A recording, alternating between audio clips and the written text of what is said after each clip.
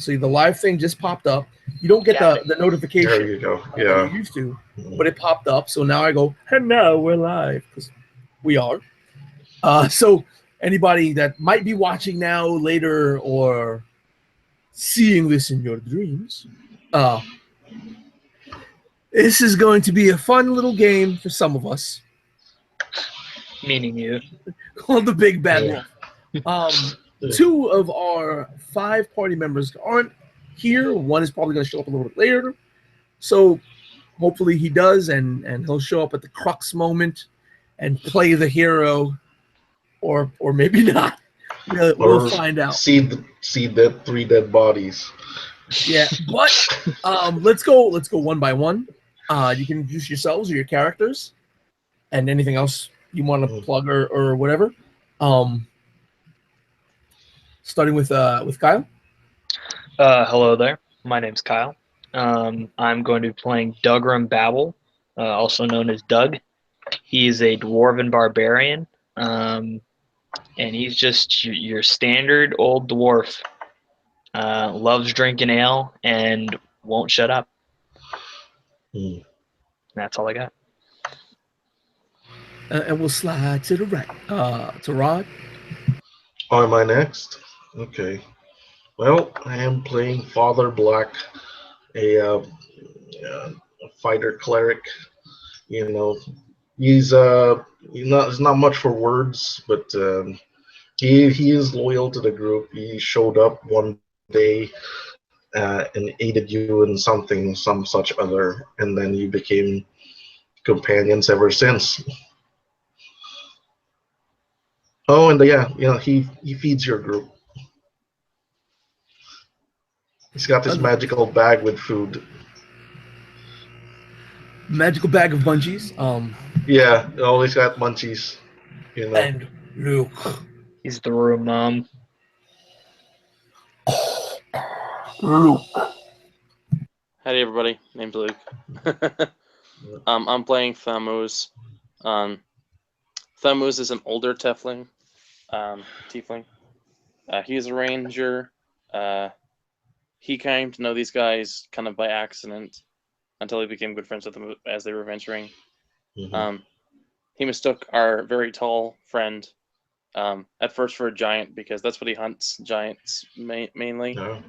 And he mistook him for a giant and almost killed him, but then he was like, wait a minute. You're a little bit different. Yeah. And then and so for hearing about this stuff about this village kind of interested him, and he's kind of he was probably like the one who was like told his friends about it. That's true. I mean, we were probably just passing through, and then we hear about what's happening in the village. And like, yeah, sure, let's help out.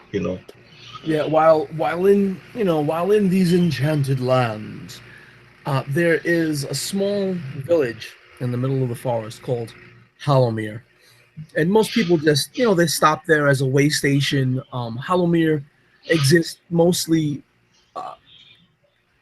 as a port of call, almost inland. It's by a small river, and people continue traveling to the west on their merry way, except upon arriving at Hallowmere, coming from the south, you notice that the southern forest is pretty sparse. It's very open,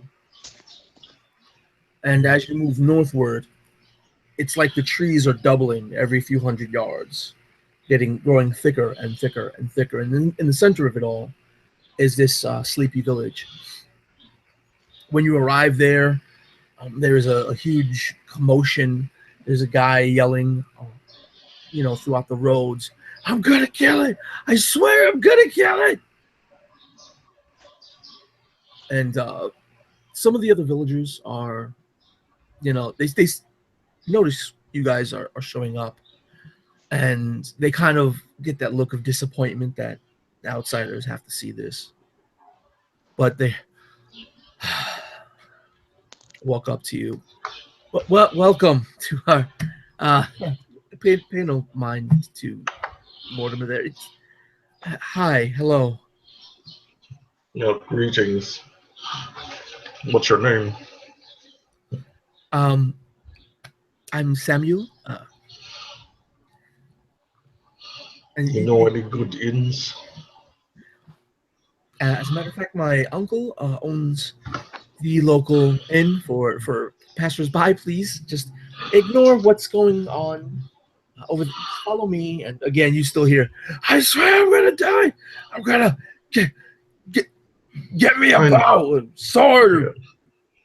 You know, and as you're walking, you can see him I'm like not waving in his around hatches. direction. Yeah. And he goes, "Well, what's going on there?" There's been an unfortunate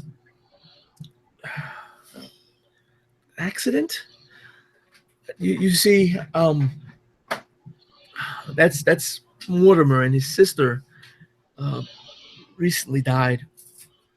It's a tragedy, actually, but we can't calm him down. He wants to go into the forest, to the north, to the Guardians' lands, and we can't allow him to do that. It's I don't know what happened, but he says that the Guardian killed his sister, and it's just crazy talk. And at this point, Doug, who is Dougram, who has kind of been fixated on this man on their arrival, kind of ignoring Samuel up until this point. He kind of turns to him, and with an almost like serious undertone to his voice, and he says, "The Guardians are not to be trifled with." And he just leaves it at that. Saying to the you walk towards the commotion that this man is causing.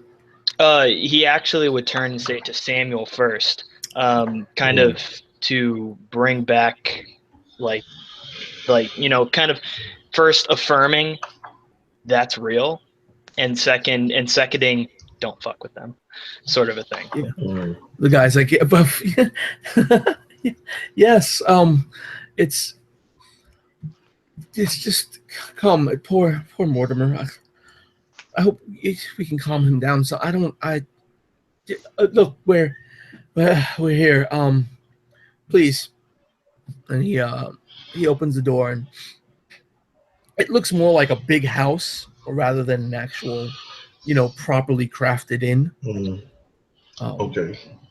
When you walk in there, it's very humbly lit. Most of the light coming in from open shutters. There's no tavern area. There's no bar. It's you're walking into a common room with a chimney. The chimney place, the fireplace. There's no fire lit currently. It's the middle of autumn. It's pretty warm still, and there's nobody to greet you right away. And Samuel is like, "Uncle, we have visitors." And he yells a few times. You can still hear the maddening screams coming from outside. They're a bit muffled, but not really because the shutters are all open. And eventually, an older gentleman comes out. "Ah, hello. Do you have 5 rooms?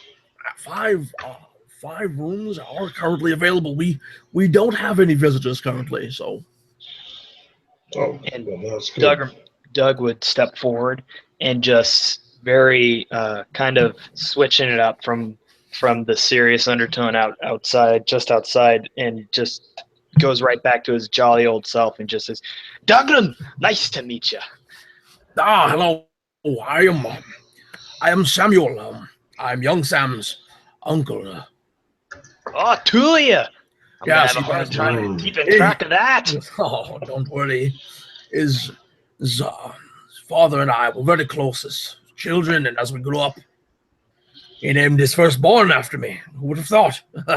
But please have a seat, Mr.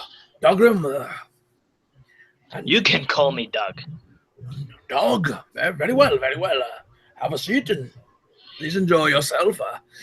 It's not quite time yet, but we do serve breakfast and dinners fairly early in the morning at slightly after sunrise, if you do wish to partake, and Oh, shortly all after right. sundown, which is still some time away. Hmm. And Doug would just kind of go and find a seat somewhere and just very just sit down, very just happy to just exist around everything and just kind Father of taking it Black, all in. yeah, introduces himself also. Father Black shakes Uncle Samuel's hand, and then chooses like a large seat to sit on, but it still creaks a little bit as he settles his weight down on it. Yeah, the furniture's not the best or fanciest. Yeah, it begins to creak a little. Maybe Samuel's uncle sweats a little bit. Yeah, well, he sees you and definitely you see him almost enamored at all the metal you're wearing. It is a And lot of steel. yeah, the only thing distracting him slightly more than your armor is your tiefling compatriot. Yes. Mhm. It's like, well, sir, if you would please. We don't forgive me, but we don't have any furniture to accommodate for your. And he's Oh, kind of that's like, fine. well, he's speaking to Thammuz, Hmm. and he while he's speaking, Oh, he stops right. himself Yeah. and kind of halfway motions to look at his tail. Mm. So, what time of day is it today? It's, The time of day it is today. I mean, in game. It's no Is it in noon? in game. It's not quite it's not really evening. It's like early morning. Most travel, begins in the morning and stuff. You've missed breakfast maybe by a couple of hours. And you said like the shutters and stuff are open. Like, The shutters are wide open. You can it's only slightly obscured, but you can still hear the yelling. Just give me a sword. I'll take us. I'll use the axe. And people are yelling, no, put down the axe now. That's that commotion is still loud and outside. Should um, we look into that? Thumos will cast thaumaturgy Mm. to instantaneously cause an unlocked door or window to slam shut. So to slam the shutter closed and be like, All right. no So- need for a draft. One by one, you start slamming the shutters.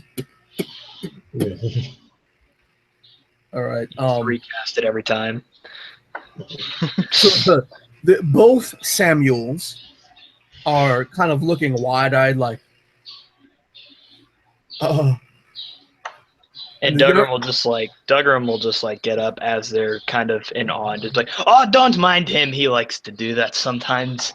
the younger of the two Samuels just begins nodding, and he kind of like opens the door and like backs out of it and closes it. Mhm. The senior Samuel, the younger's uncle, is simply standing there almost drooling. And he's, well, yes. If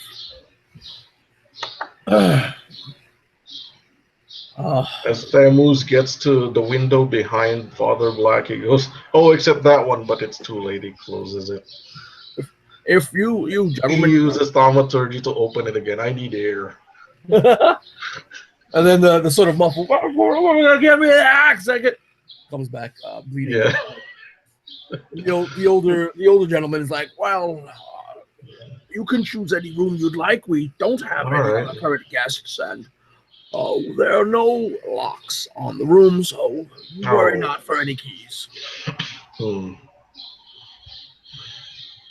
That's fine. Except the last room down the hall. That is mine. Mm. And he I kind look of starts. worriedly at Kenku. They start like he starts Kenku backing away. hears that. We can hear the Kenku chirping in the background. Yeah, right. Right. I was like, So the older Samuel, he goes about his business, going, yeah. opening a door and just disappearing behind it shortly after. But Um, even with the shutters closed, you hear the. It's getting louder. Yeah, it is getting louder, and it sounds like it's getting closer. And yeah, go ahead. Doug would probably kind of like just keep listening to what he's saying, and then kind of look to his fellow compatriots and kind of be like, I've got nothing better to do. Me too. Kind of implying. Let's see what's going on. And he's going to be the first one at the door, really. Kind of he seems almost excited to see what's going on, something to do. Yeah. And he's going to open the door. Yeah. So as you go to the door, it has a little bit of fight for a second as you snatch it open, and you notice that there was someone trying to come in. And this guy's like covered. His face is covered in tears and sweat. It's like beet red. His hair is all disheveled. His clothing is all disheveled. He's like, yo, yes. You'll help me, won't you? And cowards. And Doug is, I mean, for a dwarf, he's large and strapping. But still, compared to this, it's a human, correct? Yeah. Still, compared to this man is, still substantially shorter. But as he opens the door, you like you said, that little bit of resistance, but it doesn't feel like much to Doug. And as I imagine, as he opens the door, the other guy kind of like gets a little pulled in, like, what was that? And then he just sees Doug standing there, and he's like, you, and Doug just kind of extends his hand to shake it real eagerly. He says, Doug, nice to meet you. Come. And he grabs your hand, and he turns around and starts walking away. And Doug just like happily follows along, just like, okay, all right. Father Black follows along too. Looking around, looking at the situation. I guess this is him. Yeah, the young man is like, I'm not gonna scream over the mic, but suffice to say, he is sort of really, really, really loud when conveying. He's worked up about something. Yeah, and he starts screaming that these are all cowards. That the Guardian's gone bad. He killed his sister. Nobody believes him. They don't want to help him. They hid all the weapons and all the axes. And you only notice that he's got like a small butcher knife, in his belt, but that's the only weapon he has. And Doug would just kind of like take it all in and just sit there listening intently like a child listening to a Christmas story. And then after he's all done and it seems like he's kind of exhausted everything that he could possibly say and he's waiting for some sort of response, Doug will just go, which way? He's walking you. Yeah. And he's walking you there. Oh, okay. He's walking us towards he grabbed your hand and he began walking in a direction. Is he walking me like in the direction of what happened, or just like to the town square? You guys are walking towards the town square. Okay. And is there like a food kiosk nearby, like somebody selling turkey at the streets? No. Okay. Just looking around. It's a really small, sleepy town. Okay. Every building you see is either it's a home, with the exception of the blacksmith. Okay. That's the only Don't know if anyone realized, but Jason ended up working. Apparently, he's asking if he can just use a random pre-gen character if he's out. I don't have any pre-gen characters. I mean, he just posted in the thing. I mean, I guess I don't know if he. I mean, if he has something to play, he can come play.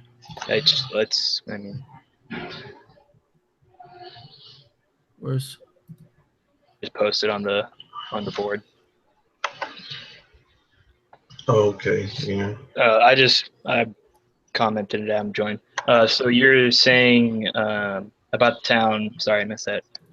The town is a very small, sleepy sort of town. It's usually only a stopping point Mhm. that most people take during their travels. And it's not even a proper stopping point. You can tell this because the largest house is what they call an inn, but it's just a large home. Okay. Yeah. Of course, owned by Samuel Sr. The only thing Nice. that looks like any industry in this town is a small blacksmith, Oh. and that's it. I'm guessing there doesn't seem to be any sort of ordered officials or guards or anything, right? No militia. Nothing. Okay, so then as this I forget his name. I think you said his name was Mortimer.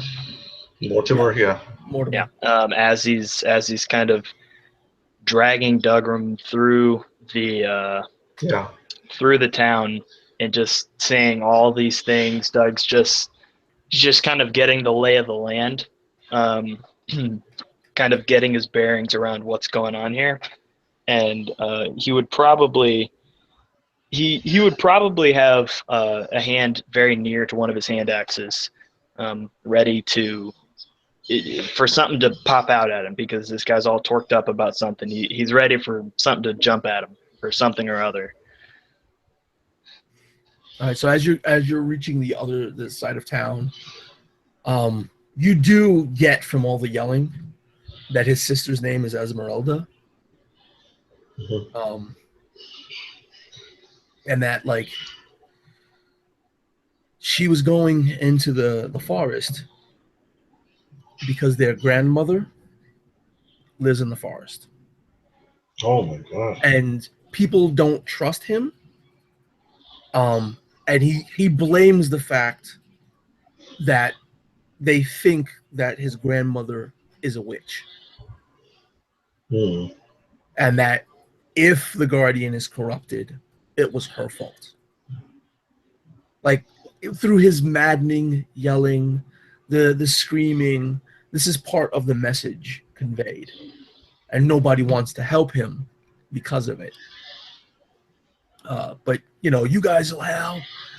We're gonna kill this thing, right? So as he's kind of going on this madman rant, Doug's really just kind of getting toted along, and he's like periodically checking back to make sure that his companions are following. Oh yeah. He's right behind me. And he's kind of giving them this whole. He's saying a lot of stuff here. I'm having a hard time keeping up, and Could just be brigands, really. Yeah, if they ever reach a point where he's like stops and says, "Okay," Doug is definitely going to wait for his companions to arrive, and then he's going to turn to them with all this information and probably just start spewing it back as quickly and sporadically. They could probably hear everything you heard. He was screaming the entire time. He would probably do it anyways. He would probably do it anyways. He would probably wait until like everyone's gathered and then just start saying all this stuff again, just as like unbeknownst to him, just as incoherently as Mortimer was doing, just as panicked and just kind of mimicking his emotion. So I suppose. So you say his sister killed the Guardian? That's bad.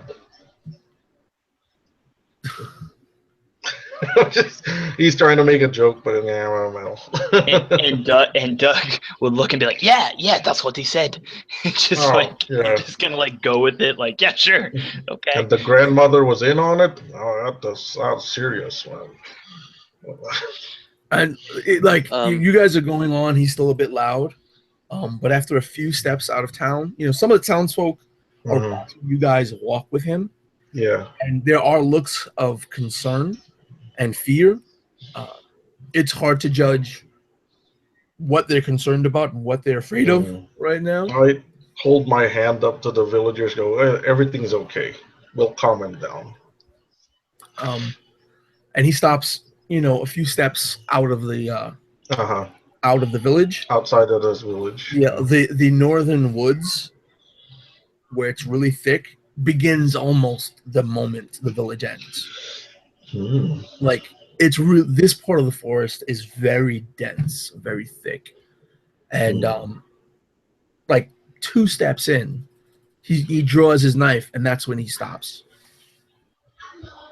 Does he change demeanor or what? He's quiet, and you just hear Thamus, him sort of trying to catch his breath from the constant yelling and screaming and walking, and maybe like halfway pulling this much heavier dwarf behind him. Thamus will kind of slowly walk around so he's looking at the front of him, and he'll basically ask in a very quiet tone, "What does it look like?" As Thamos comes around, he's breathing heavily, and he notices you for the first time. His eyes sort of widen. He's taken aback just for a moment and goes, "Good, good. We have a demon to kill a demon." Racism aside, what does it look like? They say the guardian is some form of wolf. I don't believe him, but I don't care. I'm gonna kill it anyway. And Doug would kind of look at him and give him this like, after he insulted Thamus, he would kind of get almost a little bit serious now and be like, "Have you ever killed a wolf before?" And direct that question at Mortimer, kind of like, do you even know what you're doing? Yeah. I've hunted before. I've been in those woods. I grew up here. Okay, so a standard wolf usually come in packs. This guardian wolf, you think it might not come with a pack? And he's looking at you. He goes, "You're here to help, right? You're not cowards like the rest of them. We have we're here, aren't we? a giant, and a dwarf. What if Wolf can stand up to you?" Well, if it is a wolf, could just Possibly be thieves. Possibly a magical one. Did you actually see the wolf kill your sister? And he's like, "I saw the tracks. It left tracks behind." And you notice that, like, in all his disheveled clothing, he's got like a band wrapped around his sleeve, band of red cloth, and he kind of brings it. It's on his right hand, the same hand he's holding the butcher knife, and he brings it up and he's like grabbing it, and he kind of gets like a somber tone and relaxes for just a moment and goes, This is all that was left of her." Thamus is gonna find a stick, a stick, yeah. And he's going to approach Mortimer with it, and he's going to hold it out and say, "Can you draw on the ground what the track looked like?" Draw. Can you take us to the site itself? Yes. Let's go. All right. Do I look at my companions? Should we? And Doug is pretty good at tracking, and I'd say the group would probably know that. And at the note of tracks, Doug would kind of like, oh, yeah, that's me. Yeah, where are they? And just immediately kind of like start to almost, kind of take off into the woods, look back, and be like, "Come on, where are they?" Yeah, what's And you can, like, the young man, Mortimer, that was very loud and boisterous, screaming. He's quiet, and he's actually trying to tell, Doug to be quiet himself. Don't let him know we're coming. Oh, it's fine. It's fine. Just They tell me where probably they know. are. Yeah. Well, Yeah. you guys are walking, and you're noticing that Yeah, we're walking on. it's approaching midday, and it is incredibly dark in here. It's more like the sun is setting in this area of the forest, with just tiniest bit of rays of light leading through. And if you were to look up, you're noticing that the trees seem to be folding inward to cover the light as you guys are walking. Hmm. And the whole time that they're going through, Doug is just kind of like up towards the front near Mortimer, just kind of Yeah. like skipping back and forth with one of his hand axes out, just kind of every now and then letting out a giggle, like oh, woo, yes. Right. And Mortimer's like a demon, a giant, a crazy. Ooh, that's loud, man. That's what you need. So Mortimer is gripping the butcher's knife in his hands tightly. You can see like the blood shifting in his hand away from his knuckles into his fingers. He's almost like it's shaking. His hand is shaking. He's clenching it so hard, as he doesn't look nervous. But his hands aren't bloody, you mean? No, Okay. his hands aren't bloody. You can see the blood changing. Like parts of his hand is becoming red as right. he's gripping it so tightly. And you walk for a few minutes, 10, 20, 30, and you're walking on a path. Everywhere seems to be very heavily grown over, except for this path Hmm. that just seems to be covered in dead leaves. It's a winding path. And just as you come over the turn, he stops. He's looking around.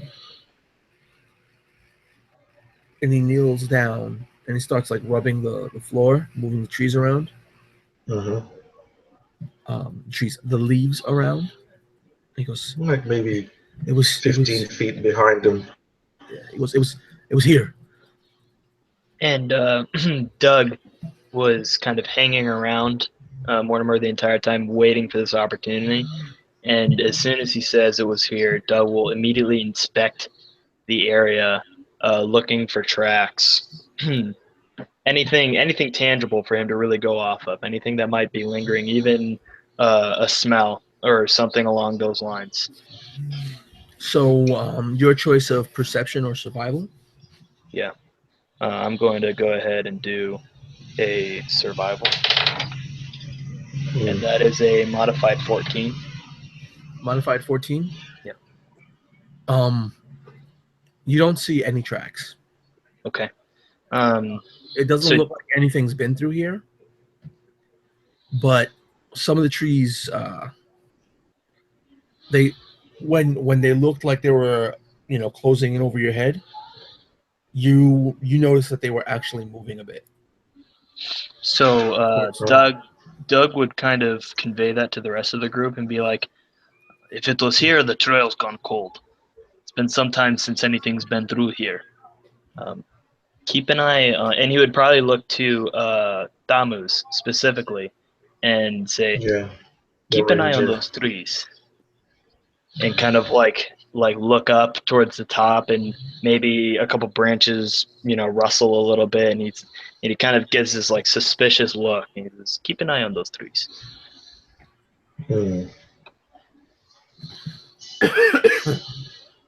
So how many days ago was your sister attacked?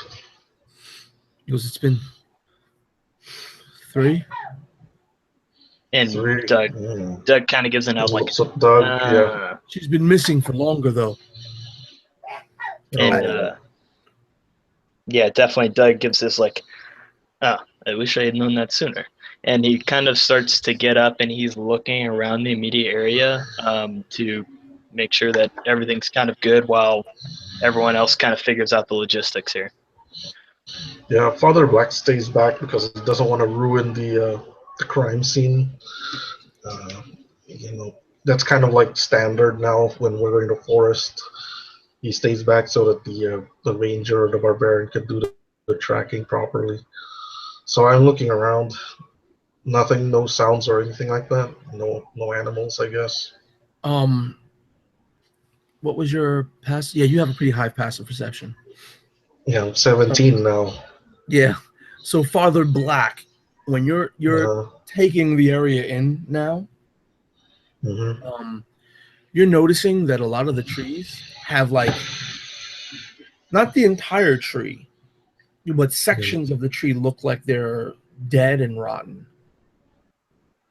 Like the wood is sort of soft and warped. There are a lot of dead leaves and dead vines. Does it look like Thamuz saw this or Dugram?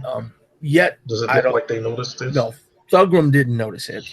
Thamuz has yet. I'll point it out to him. I have Doug, look up in the branches. And does that look normal? Yeah, and he might even like go up to one of the trees that was near the path and maybe like climb up it a little bit to get a real close look if there's one kind of lower down. And he would definitely like do the best he can to get a nice close look at it. Maybe take a quick sample and kind of smell it. Maybe like taste a little bit of the bark and be like, this is not normal at all.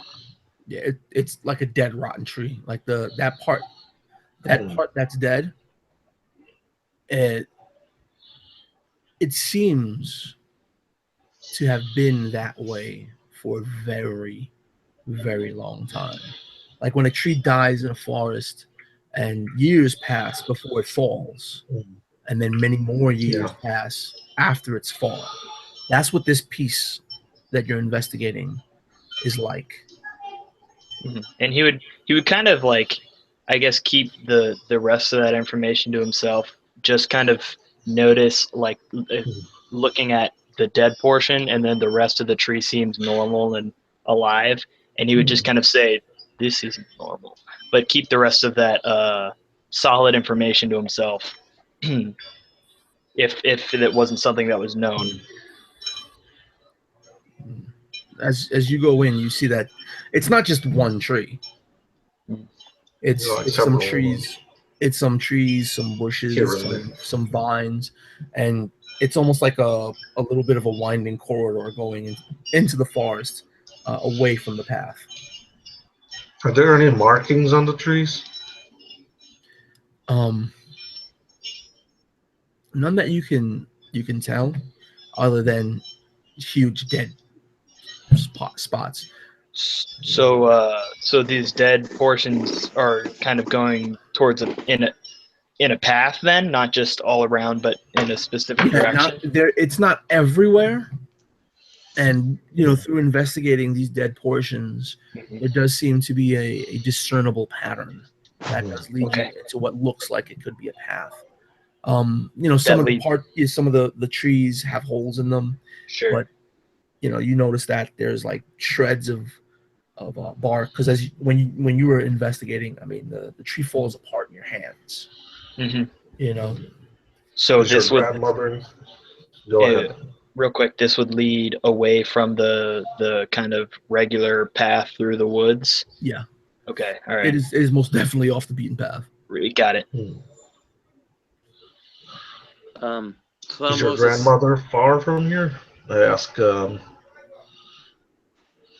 ask Mortimer, is your grandmother far from here? Is she okay? It's maybe a day's walk.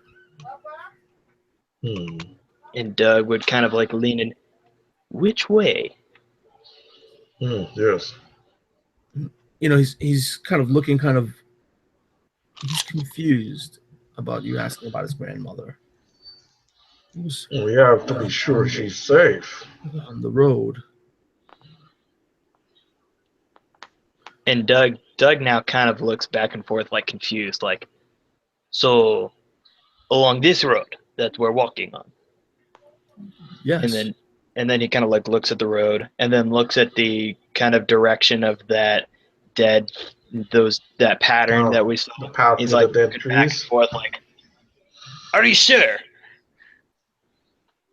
Like he thought he had a connection, and it just seems to be falling apart. Yes, I'm sure. She's lived there as long as I've been alive. He just scratches his head at this point. Hmm. You think my grandmother saw the? No, she might be in trouble. The same thing that got your sister might want to get her. She hides in her house. Please. The only reason the old bat isn't dead is because my sister used to bring her food. Oh, I see. You can tell by his demeanor that he actually doesn't like his grandmother. Oh, no. Um, Yeah, when he said old bat, no. Yeah, it's easily surmisable that because everyone else thinks that she's calls her a witch, that his life hasn't been all that easy. And Doug would probably ask, not picking up on any of that, just ask him and be like, "Does she bake well?"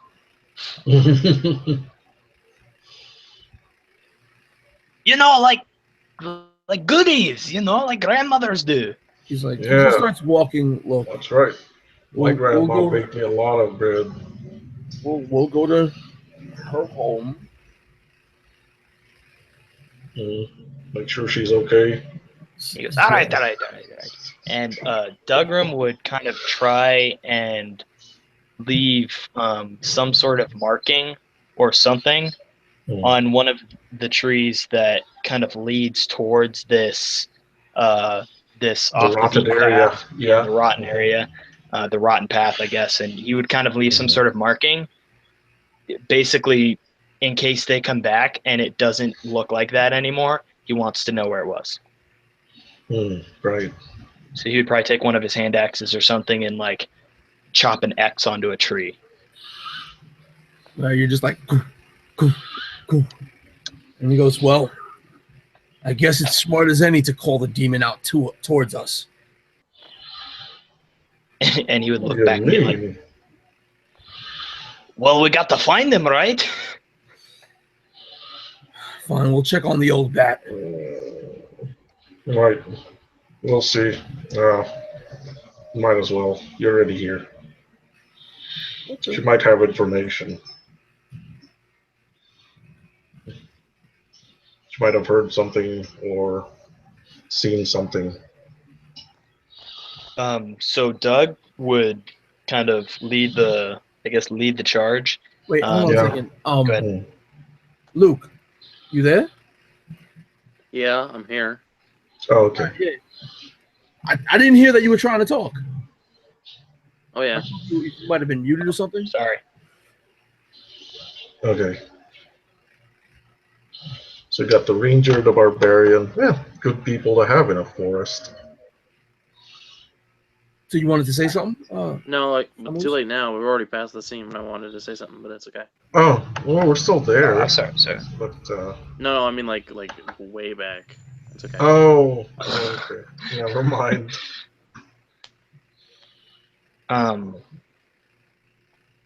If we decide to move on from Doug would probably, as a barbarian, he has the wolf as the totem on his second one, which allows walking through. What is it? It's moving through with tracking or stealth.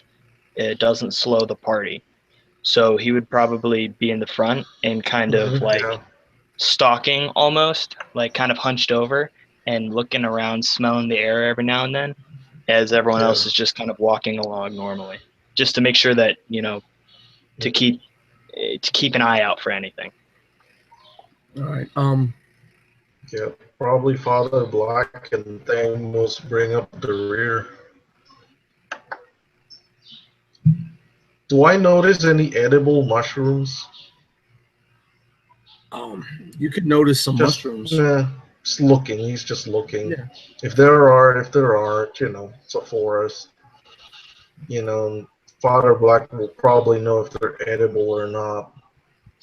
You can. So does that require a check or Not at all. just allow me to just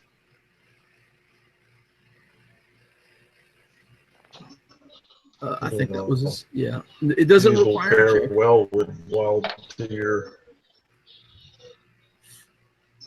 But Father Black does notice some Okay. more of the That- rotting. That's just his habit. But we carry on. No, while you're Oh, looking yeah. for mushrooms, you do notice some more rotten areas. Yeah. Along this winding path. Well, I don't forage into the, it's just around the path. Yeah. It's just an opportunistic kind of thing. Like, this looks good, and pick it, Well, without leaving the group, All right. So something to garnish dinner with, just in case.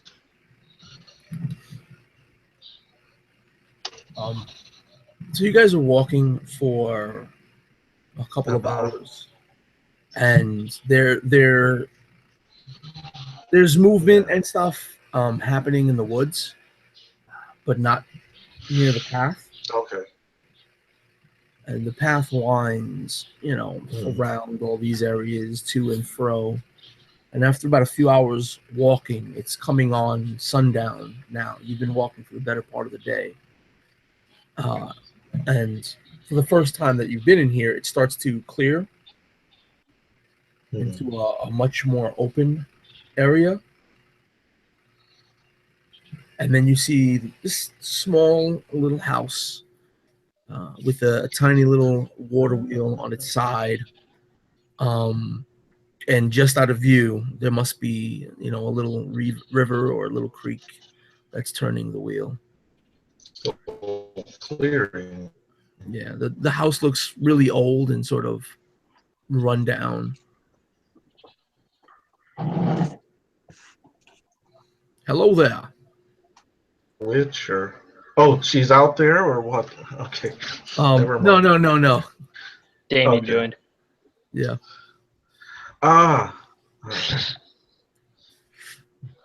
Thought that was part of the game. Is somebody new coming in? Yes. So Whisper. Oh, nice. Whisper's been behind me all the time. He's been here the whole time. Yeah. It's just, We thought it was just the leaves hasn't- rustling.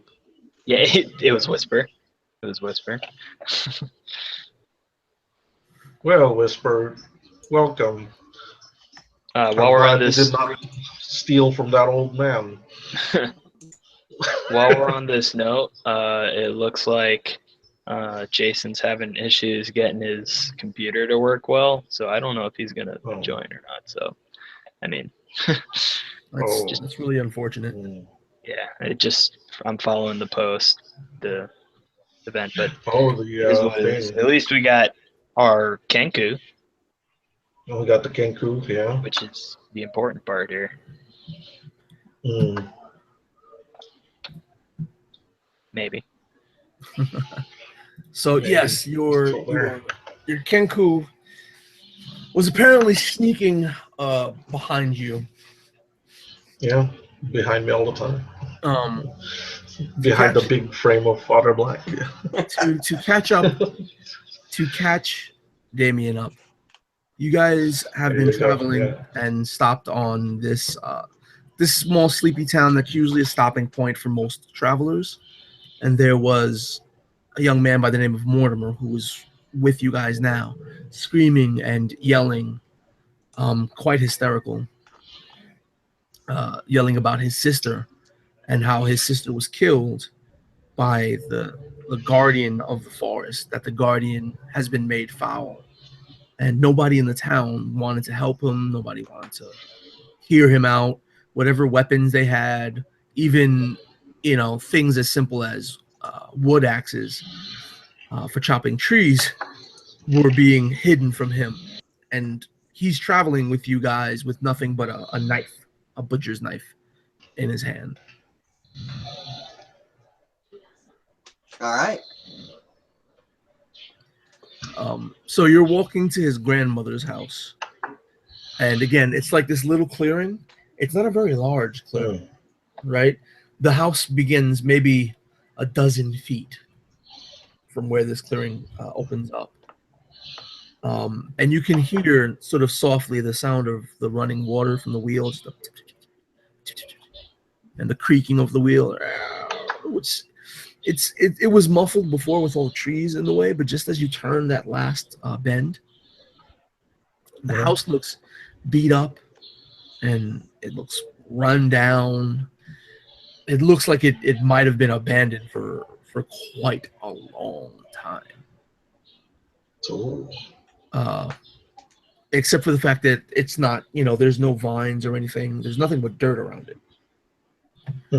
There's no grass. Door open? No, the door is not open. The door isn't open. Neither is any of the shutters, though some of them do look like they're about to fall off. Thamos will use thaumaturgy again to see if he can open the door from a distance. The door doesn't open. Are there any tracks or near the place? Like somebody puttering around, or well, I guess that's Doug's job, but yeah.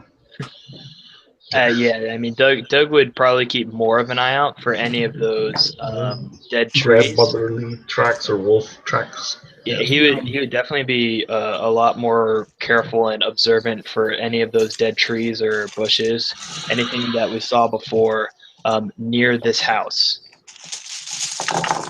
You guys, No, if I you just guys go are drawing hello. closer, Yeah. I mean, Mortimer is he's just walking, and he's He's like, walking damn. up. Yeah, he's like, damn, I didn't know the old bat was living like this. No wonder everybody thought she was a witch. And Doug would kind of like grab him by his shirt a little bit, kind of, the part that he can reach, and kind of stop him before he reaches the full clearing and be like, have you ever been here before? She's not really a witch. And he would kind of reiterate, but have you been here before? When I was a kid. And he would look and be like, and you're sure this is your grandmother's house? Yes, it's the only place the path we were on goes to. Well, just making sure. And he would kind of like let go and kind of go about, keep looking for those dead spots, specifically, kind of ignoring more of the house, looking around at the surrounding area. Yeah. Mortimer walks up to the door, and with his left hand, which is his open hand, he balls up a fist and starts knocking on it. Grandma! Yeah, well, we let him do it because he's related anyway. Yeah, so he See does it what a few happens. times. He's making a bit of a ruckus, and there's sound. There's no response. And Just open it. Doug would like futilely walk over to one of the windows, like shutters, and kind of like try and look in. Obviously, not even really tall enough to reach it all the way, and he's just kind of like hopping, like. Yeah, I lift him up. Yeah, Father Black comes over and lifts him up into the sill. It's really hard to see because, like I said, the sun is actually setting at this point. So you've got just it's not quite black yet, but the very deep purples. Can I cast light inside? I do. Real quick, I do have dark vision, so if there's anything that I can if there's anything I can kind of make out before, before like anything of significance. Right now, from where you're at, this place is beat the hell up. Does it look like? Wrecked? Is it? Does it look like there was some sort of like it was wrecked, or it was just like it's been worn down? From where you're at, it looks worn down. Okay. I mean, the water wheel is obviously still working, though the forest stops around this house as far as you can see. You haven't been to the other side of the house or the inside of the house, but there's nothing to go around on the floor. You go around to the back of the house? Yeah. Well, take a walk around, I guess. Is it big? I mean, it doesn't look big, does it? No, it's a Doesn't small look house. like a one-room shack. Yeah. It doesn't look like a one-room shack. Oh, okay. You know, there Right, might be like okay. two, maybe 3 rooms in this house. Oh, okay. Yeah, it's not Um, that big. Yeah, it's a house, but it's not a very large one. You walk around Yep. the house. Can you see in the Sure. dark? Yeah. I forget, No, you're not human, really. right? Right. Cast light if I have to. Yeah. So you cast light, and Mhm. what do you cast light on?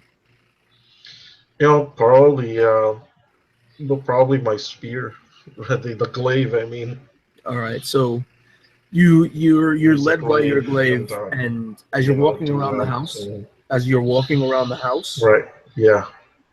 you notice that the woods behind the house, Hmm. they're still about the same, about a dozen feet. There looks to be a setup for a garden, but Huh. all the plants in the garden are dead. There is a huge amount of trees behind the house that are obviously dead, and the back shutter, Yeah. they've fallen off, Oh. and I call over Doug and Thamus, and probably Whisper too, but mostly Doug because he's already there. What do you think of Yeah. this? And Doug would kind of like rush around like, oh, something's happening. And then he would get back there and he would see all that and he would just kind of like stop and, oh. Does there seem to be any sort of consistency with the pattern of dead foliage that we've come across thus far? it's been dead. Okay. It's an entire grove this time, right? It's a large area. There looks to be like maybe half a dozen trees that you can see from your vantage point that they look completely dead. Okay. And the backyard of this small house looked to be set up to have a garden. Yeah. There's some latticed fencing with some vines, but the vines are obviously dead, falling off of the lattice. Whatever anything was in that garden has looks like it's been dead a long time. So that shutter is open. That window was open now. Yeah. The shutter behind, broken the shutters are shutter, just yeah. off. They're laying on the floor. All right. So there's a hole. Yeah, a window. That Moose would like to climb into that hole, into that window. Yeah. I help him if he needs help. Roll a dexterity for me, real quick. Dexterity, just flat dexterity. Yeah. Okay. That is a 15. Yeah. You catch yourself as you put your weight to try to climb in. The wooden boards of the fence, they start to crumble in your hands, and even more as you put weight on them. Oh. So eventually, does he get into the room, or? You can try to climb again, but like I said, notice that let's push it down then. Doug would crumbles. probably, at seeing this, kind of just walk up, and just kind of like punch a hole through real quick. Yeah, just push it down. What the window area? Right below it, and just to kind of like yeah. make what already was an opening, punch below it, and just tear down that bit, and just kind of create this makeshift door. Yeah, the wood literally crumbles into small strips.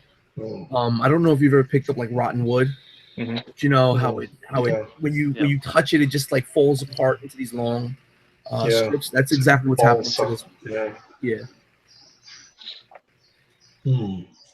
And Doug would just kind of continue and his one-man wrecking crew and just destroy as much of this wall as he needs to till he thinks Father Black can fit in. Yeah. And then he would just kind Black helps him.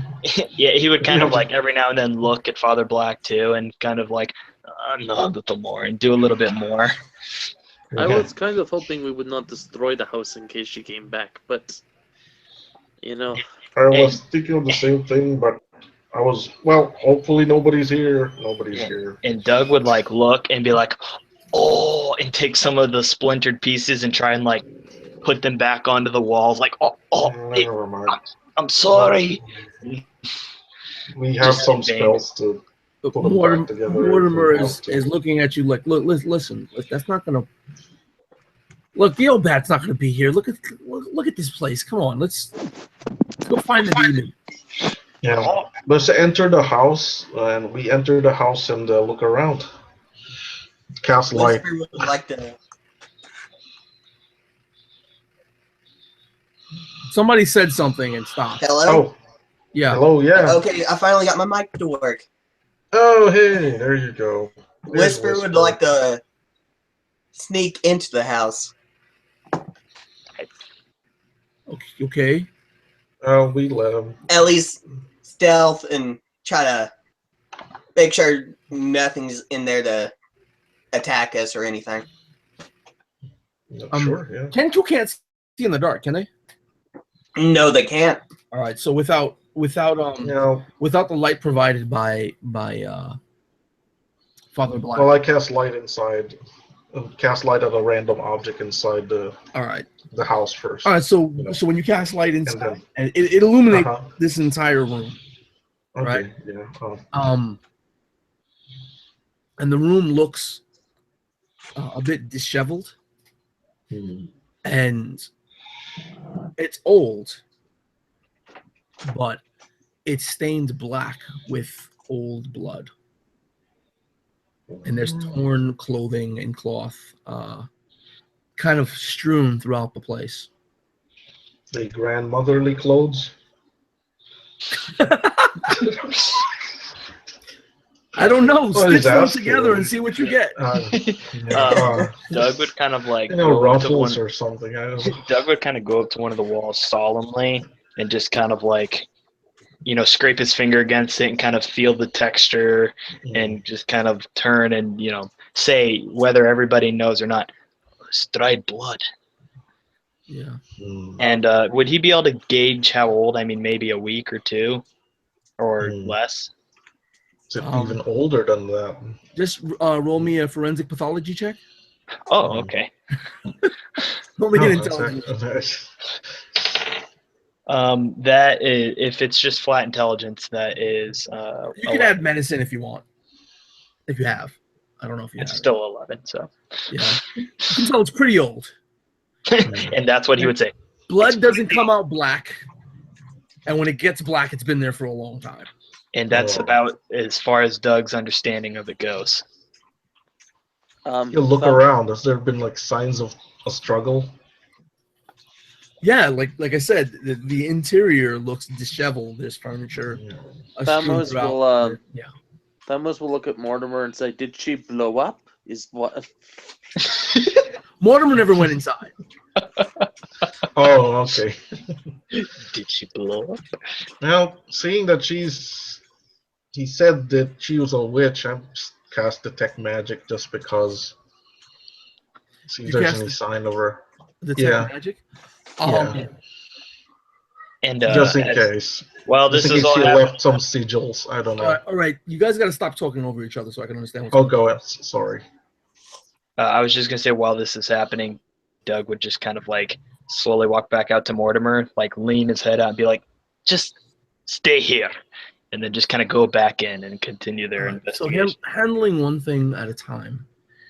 When you first, when Father Black first casts detect magic, there is there's the blinding magic from the source of the light that you just cast.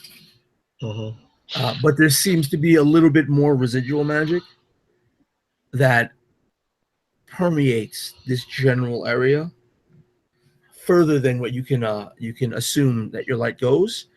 And when Doug goes out, sticks his head out to Mortimer to say, "Stay here," Mortimer's not there. Oh. And as he did that, he would stick his head out, just be like, "Stay." Just kind of like look around, like, "Oh." And then he would probably look back to his group and I can tell you this though. When you stuck your head out, you saw, again, it's only about a dozen foot before the tree line begins. Mhm. There seems to be a dead zone in your dark vision. It's completely black. That wasn't there before. That wasn't there before, and it grows smaller, and then you can start seeing the trees pop up behind this blackness, or like if the blackness goes behind it, I should say. Oh, okay. Like, I get you. And Doug would kind of go, would just kind of go straight faced, and would examine and would keep his eyes fixed on it, and gesture and kind of like give like hey, and kind of like, hey, come here, Yeah, and Father keeping Black watch on it in hears. case he sees anything happen with it, but not really moving. He kind of knows Doug's habits, so when the talkative dwarf suddenly gets quiet, Father Black gets worried a little bit. So when he says, hey, come out and join the dwarf. That's Okay. me. When Thamus hears this as well and kind of comes up to join his dwarf and human friend, because he has dark vision as well, can he also see this?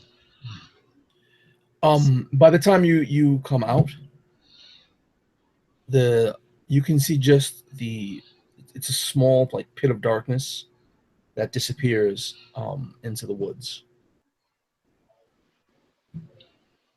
Can I try to determine if it was a spell of some sort?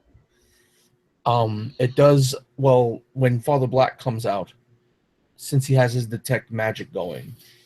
It does, yeah. It's definitely magical. I tell my friends so.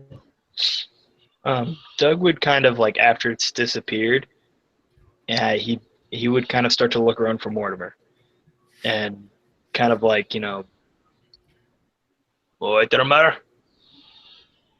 Morty, and kind of like calling him out a little bit. If he is here, he must have left tracks. And Doug would, oh yeah, and start to look for tracks or something on the ground. So we've been at this about an hour.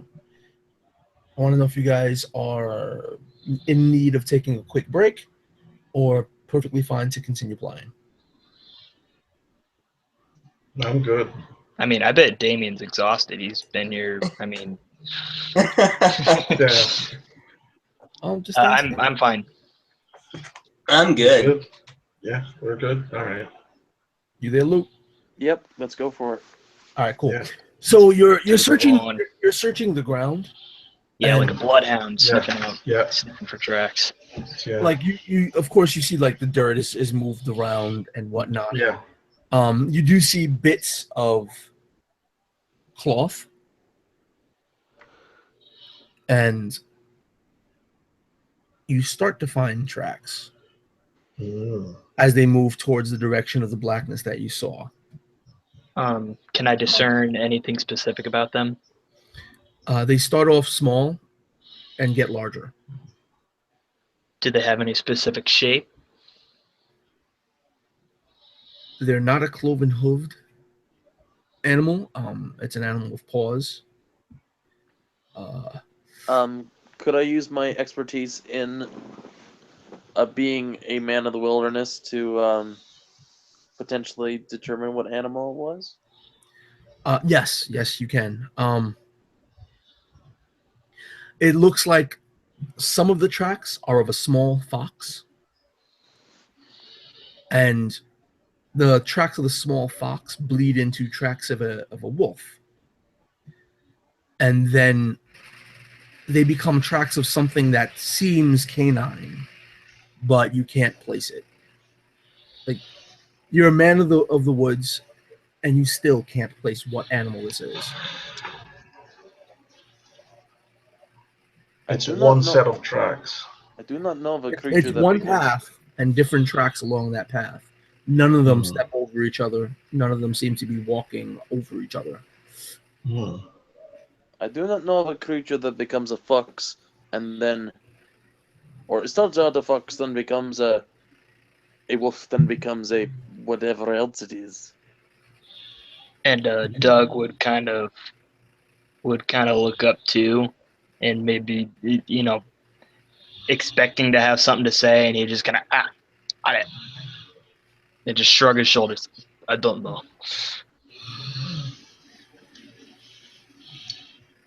We look into the trees and see if there's anything watching us.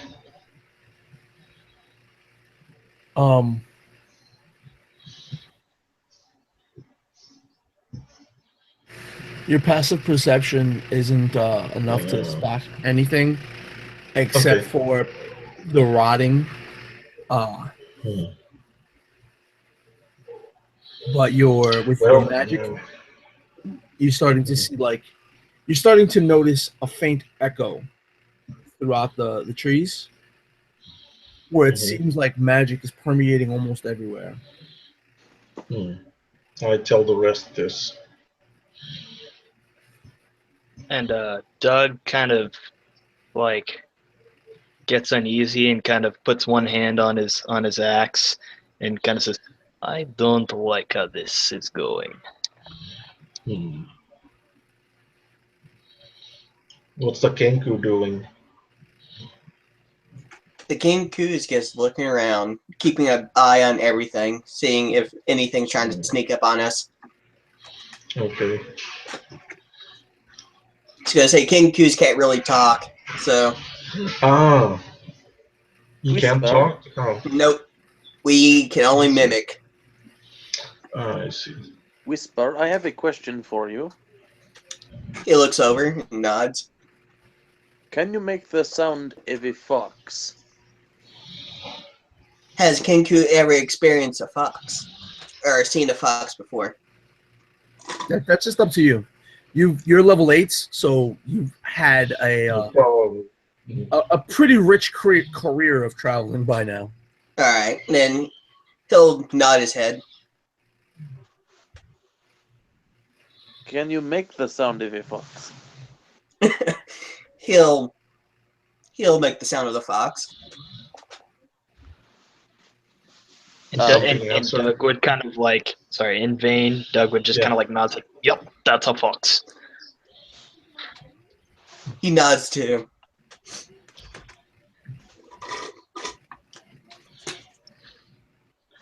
So what would you guys like to do? Well, now? shall we? I would like to use Wait, it's sundown, isn't it? Yeah. my ranger ability. Okay. Use primeval awareness. Okay. What can you detect with your primary awareness?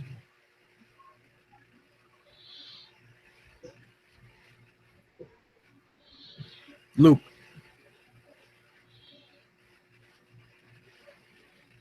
All right. If you're trying to talk, you're muted again.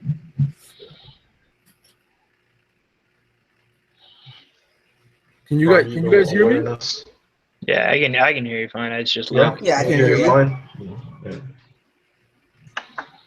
So primeval awareness does what? It lets them detect a few things, but I don't remember what. Looks like he might have dropped. Oh, sorry. There you go. Internet connection. That's what it was. All right. So what can you detect with that primeval awareness? I can detect any of my favorite enemies if they're within 5 miles of me, which are beasts and giants. It reveals which of them are present, how many there are, and the creature's general direction and distance in miles from me. All right. You can detect, say, an arbitrary number of beasts that are all southerly to you and all past the village. In the area that you're in, for quite a few miles in every direction, in that area, you don't detect any giants or any beasts. Oh. Okay, then now Thamos is stumped, and he tells this to his companions. It's like, Hmm. if it was a fox or a wolf, I'd be able to sense it, but I cannot. You mean the things that you sense are back in the village? Is that what you're saying? With GM? Or? No, farther back, I think what he means, like way Yeah. back. Okay, so they're in the opposite direction of where we're headed. Yes. Which wouldn't make any sense. The area that you're in and the very thick forest that you're in, you don't detect any beasts or giants. Do you think that young guy just let us out here so that his buddies can sack the village? And Just a theory. Doug would kind of like look up at that notion too, and then kind of shake it off a little bit and be like, "It must be something with the Guardian." Sorry. He's real kind of fixated on that notion. About what time is it? Sunset, right? Like Yeah, 7? The sun was setting as you approached the house. And the last few minutes of investigating the inside and coming out and see this, the sun is gone from the sky, and all the beautiful colors of oranges and purples you just see the moon rising up, and in the area, in the area you're in, it's not pitch black. But the strongest light source is, of course, your light. No, it's behind you. Inside the light spell behind you, inside the home, peering outwards, casting very long shadows of all you guys. What kind of moon is it? A lunar one. No.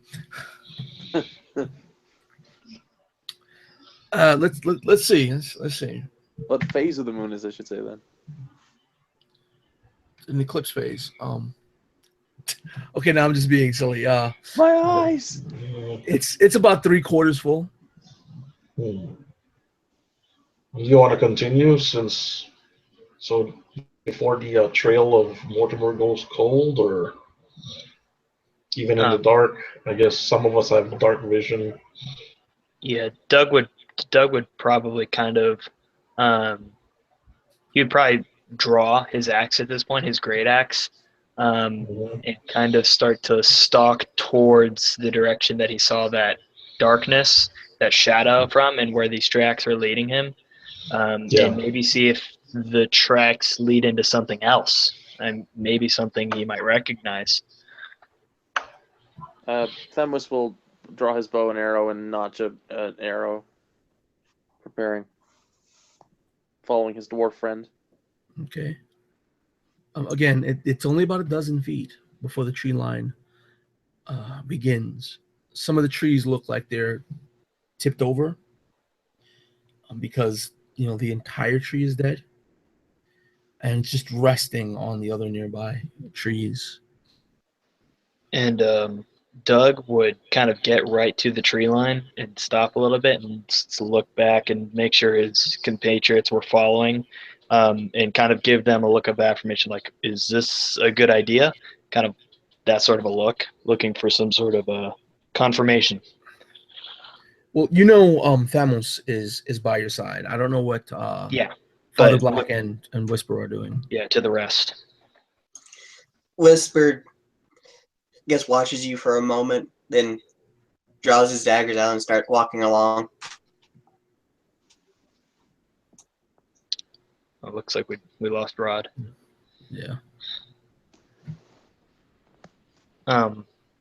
Assuming that Father Black is coming along because he said something kind of about that, Doug would probably lead the way in the same sort of manner that they were doing before, following the tracks and kind of tracking this right into the thick of it. You would track this beast or whatever it is that they're following and kind of lead the way.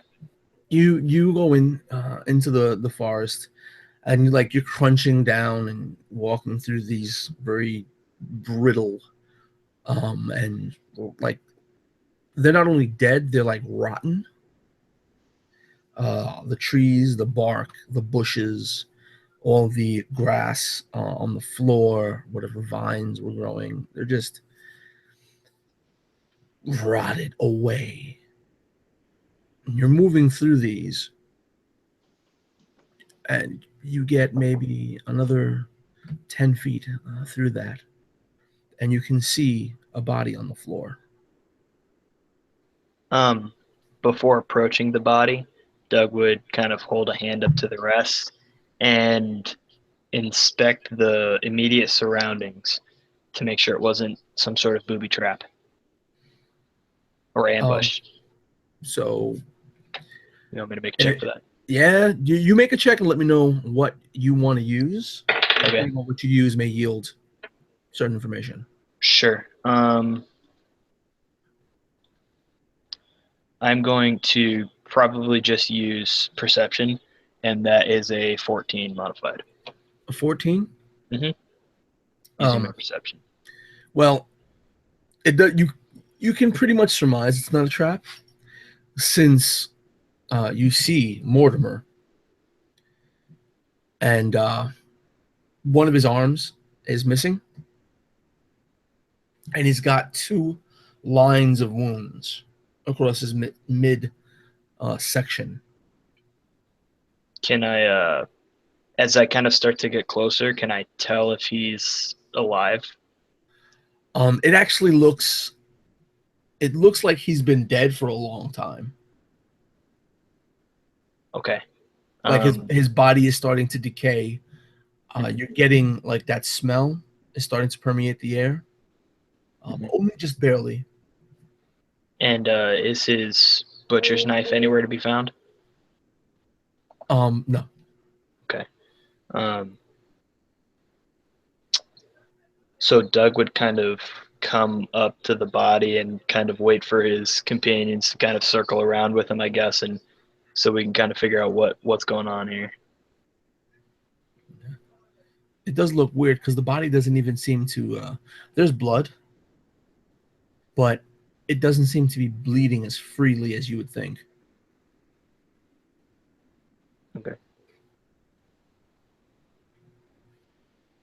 And Father Black returns. Oh, he's back. There we go. He just posted something on the event. Basically, he was readying an action via the event. Yeah, I mean, Doug definitely does not consider himself a leader of this group. He would definitely look to Father Black and Thamuz, who he considers to be the brains of the operation. So I guess primarily Thamuz at the moment. If there is a forest guardian here, and we are just wandering through his territory, perhaps, and this is our friend Mortimer for real, even though if he has been dead for so long and yet the blood, this forest is confusing me. If you're looking at the blood, Yeah. You can roll me like a medicine check or a straight intelligence check. Straight intelligence check, probably. Okay. What did you get? 21. 21. The blood looks congealed. Like if you were to have left a corpse out for an extended period of time before cutting it open. Like if the corpse was beginning to rot before cutting it open. Something tells me that the Mortimer we were talking to was not Mortimer. And Doug kind of like, he's kind of looking around a little bit, and he starts to kind of get this like nervous, anxious air about him. Just everything that he does and says going forward is going to kind of have that feeling. and he just kind of almost under his breath says to himself, "The Guardians are not to be trifled with." I have an idea. Doug kind of like snaps out of his daze and looks. Yes. I am going to try and talk to it. Doug just kind of Doug kind of gets this like look, saying this kind of look like, I mean, you're supposed to be the smart one. What are you talking about? Because this is probably something that they've never encountered before, so he wouldn't know that Thamus could do this, and he would kind of be like, I thought I was the stupid one. What do you mean talk to it?" You guys can start hearing some rustling sounds And other than the ones you're making.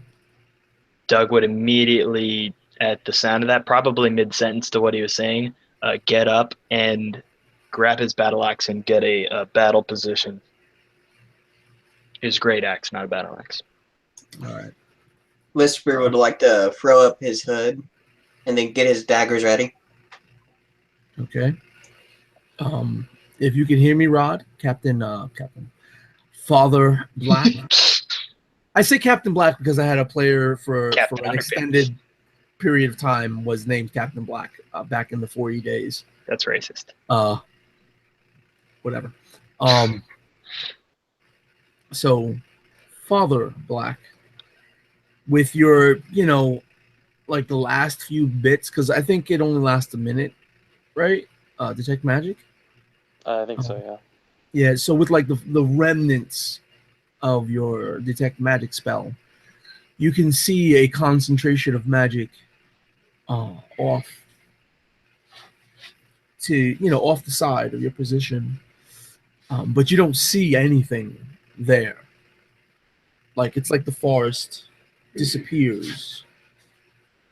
And Doug is looking around, and he does have dark vision. Would he notice this without Father Black saying anything? Would he notice this, I guess, darkness or concentration of magic, a being or anything? Well, not the magic, no, but there is an area of the forest that seems to be too dark for you to see.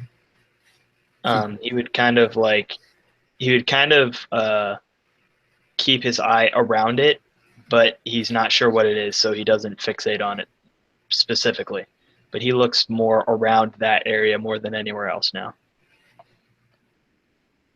Thamus would like to cast Thaumaturgy.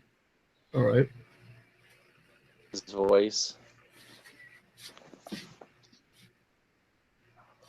And then, actually, I can, Thaumaturgy, I can pick a different thing too, can I? Get to Thaumaturgy here for a sec. A brief moment as I flip through my book. I can, yeah, I can create one of them. Yeah, I'm gonna boom my voice up to 3 times louder for about a minute. Okay. And then in Sylvan, I'm going to say, "Hello, we mean you no harm."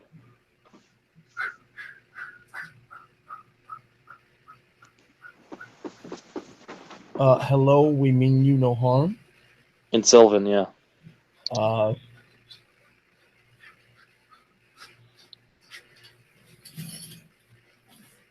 And Doug was not ready for the booming voice. He's very on guard. So as Thamus says that, he kind of like jumps and he says, "What the bloody hell are you saying?" Can you roll me a persuasion check? So what you get? Sure. Or persuasion or charisma, or straight charisma. Persuasion, I think, works best for me. Okay. That is a modified 17. A modified 17. Yeah. You can tell that in the darkness, the light would just be edging at this darkness. Father Black's light spell, and it would start bleeding away. and what looks to be like a small black wolf begins walking out. The hairs of the wolf, many of them ending in partially luminescent orbs. There's a line of luminescence tracing its muzzle, and it seems to have something on its back that looks humanoid. Doug, before letting it get too close, would get in the way of it and his friends. The wolf is like panting.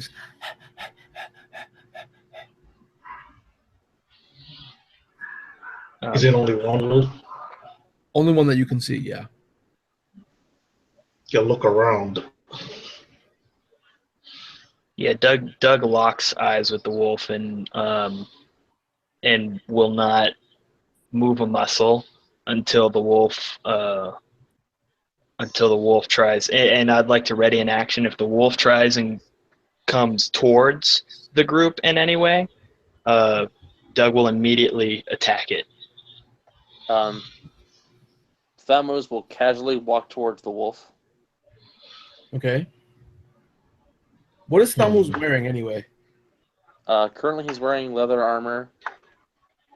But other than that, just a simple hood and boots and stuff like that. You know. What's like? What kind of material is it made of? Or like a purple cloth. Because I know I know. See, you don't know. See, Luke has some style. I want to know, how is Thamos dressed? What are the, he's wearing a purple what? You want me to be elaborate? Okay. Yes. He has a purple hood with holes situated at a certain spot on his within them, so that his horns can move easily in and out of the hood. So it doesn't cover his horns that well. There's a cloak that's fastened around his neck that kind of falls off his back. Around so that he could hold it in his hands and pull it around him if he's feeling cold or if it's raining or wet. His leather armor is a kind of a brownish reddish color, and it goes into gauntlets that are on his leather gauntlets that are on his hands, but underneath there's a purple cloth. Almost like it's been half dyed, so there's still spots of white that aren't completely shown through.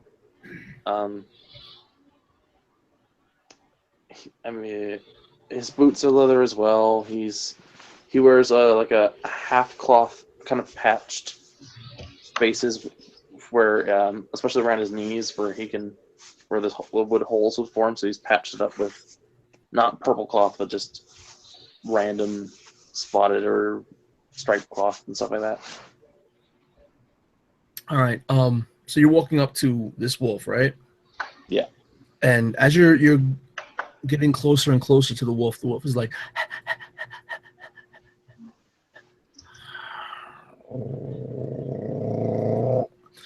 and it almost looks like the wolf's body is beginning to swell, and darkness is beginning to swirl. And if you would roll me a Constitution save as you're consumed by the darkness. Sure. God damn it. I guess that's low no matter what. Okay, so go down here. This doesn't actually have an average roll, so give me a second. Good luck, guys. You take 9 points of necrotic damage. Woo. You don't see what happens to yourself, and you guys don't see what happens to him either, except for like a very quick swirling darkness just completely engulfed a small area around him. And yeah. good. I was Okay, gonna so- I was gonna ask for you guys to roll saves, not saves, Oh. initiative. Oh, saves. Oh, initiative. Oh, well.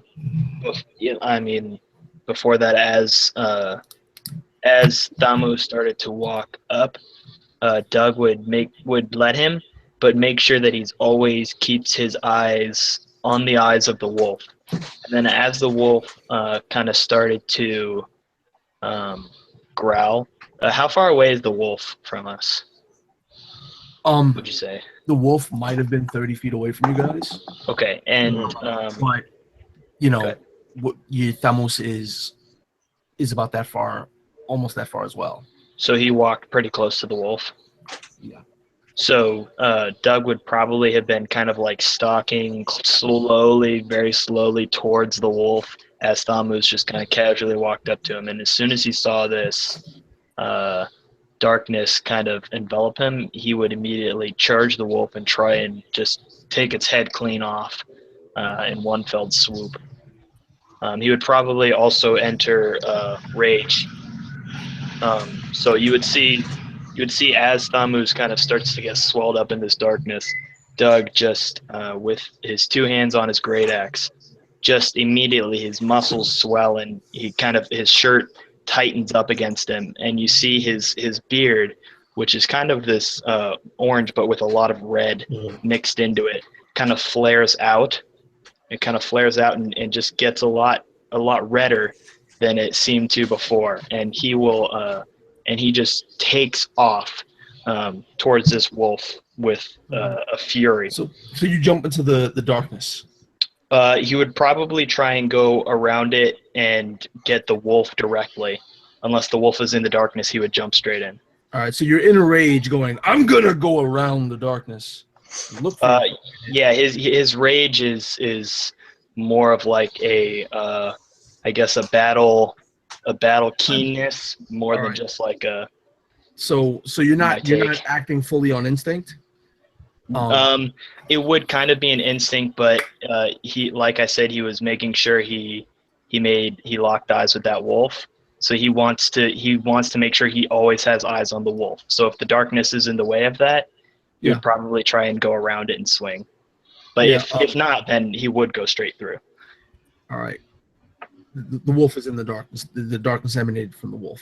Okay, he would immediately just go barreling in and just like a full guillotine strike downward. All right. Before you roll the attack roll, can you roll me a Constitution save? Yeah. That is 16. Modified. A 16. Yes. All right. So Oh, what is damn. this? 11,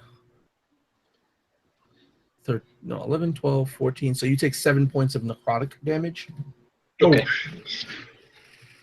And you can roll your attack roll, but at disadvantage because you can't see in this darkness. Okay. That's fine. So that's that kind of darkness. It was the center of the magical force that you were detecting. Yeah, that would be you were. I didn't know if you heard me or not. that would be a 23. 23 hits just about everything. So go ahead. Roll your damage. Wow. Okay. So that is a 13 damage. All right. And would everyone like to, or can Initiative, everyone please? Yeah, roll initiative. Okay, roll initiative. Father Black. Oh. And if you can, just put it in the chat.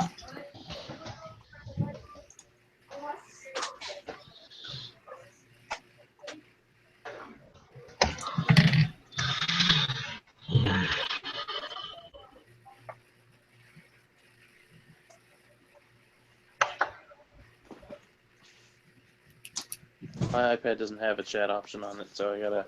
Oh, all right. So just let me know what you got.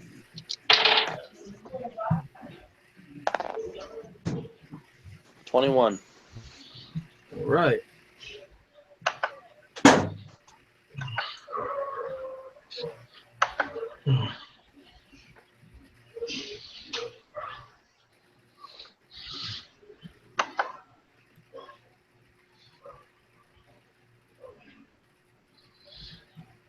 All right. Well, this is why it's a good thing I'm first. I'm casting Bless on my 3 party mates. What did you? Okay, damn, 25. Okay, so Yeah. so that's Father Black, Damon with his natural 20. Whisper, and our crazy dwarf friend. Yeah. Do you need to know my total roll? Coming at you. Oh, that's 20 is not your total roll? No, that's my natural roll. That's the Yeah, natural. I need your Go ahead. total Yeah. roll, You yeah. need to, yeah. That'd be a 27. Yeah, Nice. so it's Alright. Whisper first. Whisper first.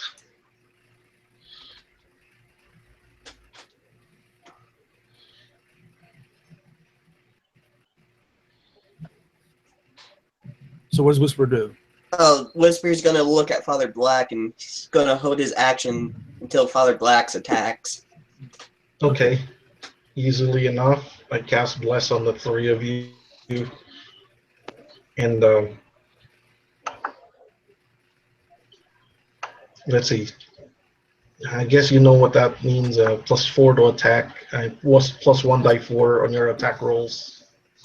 I think And it's like, saving isn't it throws. all? Okay, Yeah. yeah. It's all checks and saves and everything, right? Yeah. It's Okay, like good. to attack and save.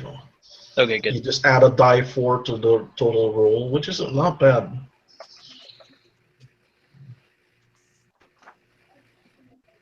And then I hold my bonus action.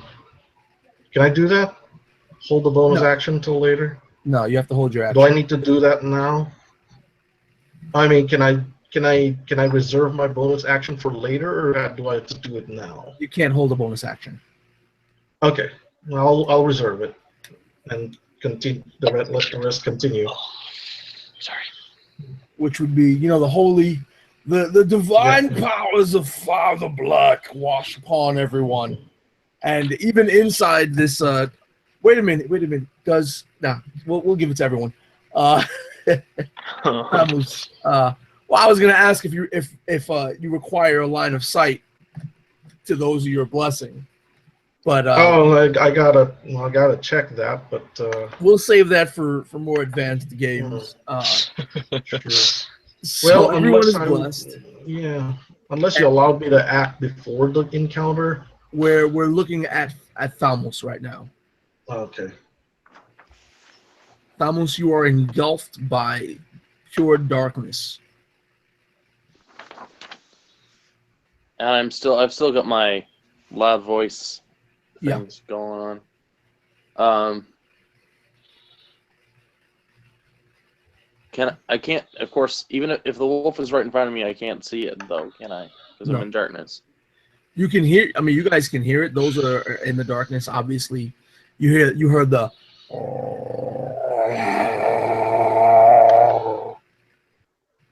Wait, I guess it's too late. But what is Thamos doing? He's going to repeat what he said before, first in Sylvan and then in Common. As in, we are not here to harm you in Sylvan, and we're not here to harm you in Common. Okay. And I gotta look up a spell because I'm an idiot.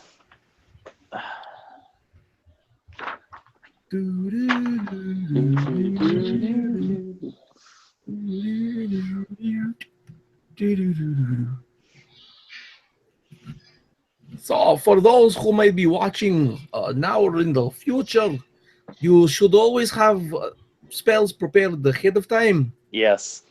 And you look at spell and go, hey, I casted this, and it's what it does.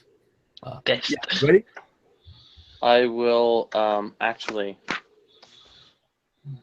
He'll move closer towards the sound of the wolf after he says this stuff. Okay. Do I encounter the wolf as I move closer to him, or? Sure.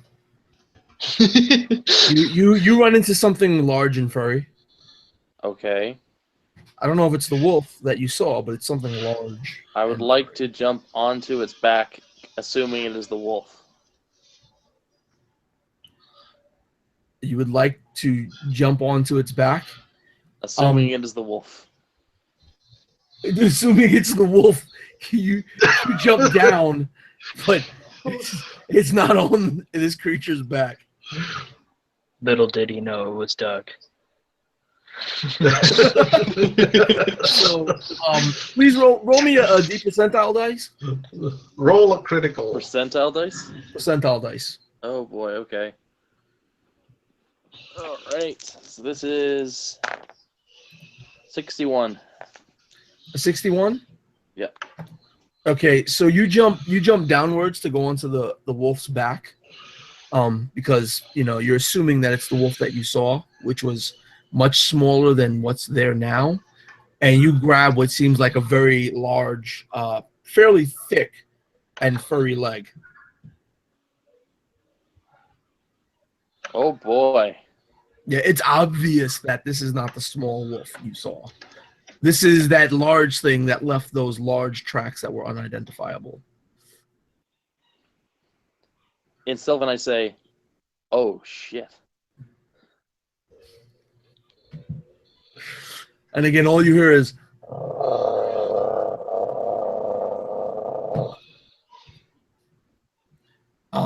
and that's just about all you're gonna do. Can I duck and roll out of there? Yeah, you can use the rest of your move and try to get out. Yep. It takes its opportunity attack against you and actually misses. Your AC is what again? 16? Oh no, I 16. don't have your AC. It is 16, but I have defensive tactics horde, which means opportunity attacks have disadvantage against me. All right, well he missed anyway.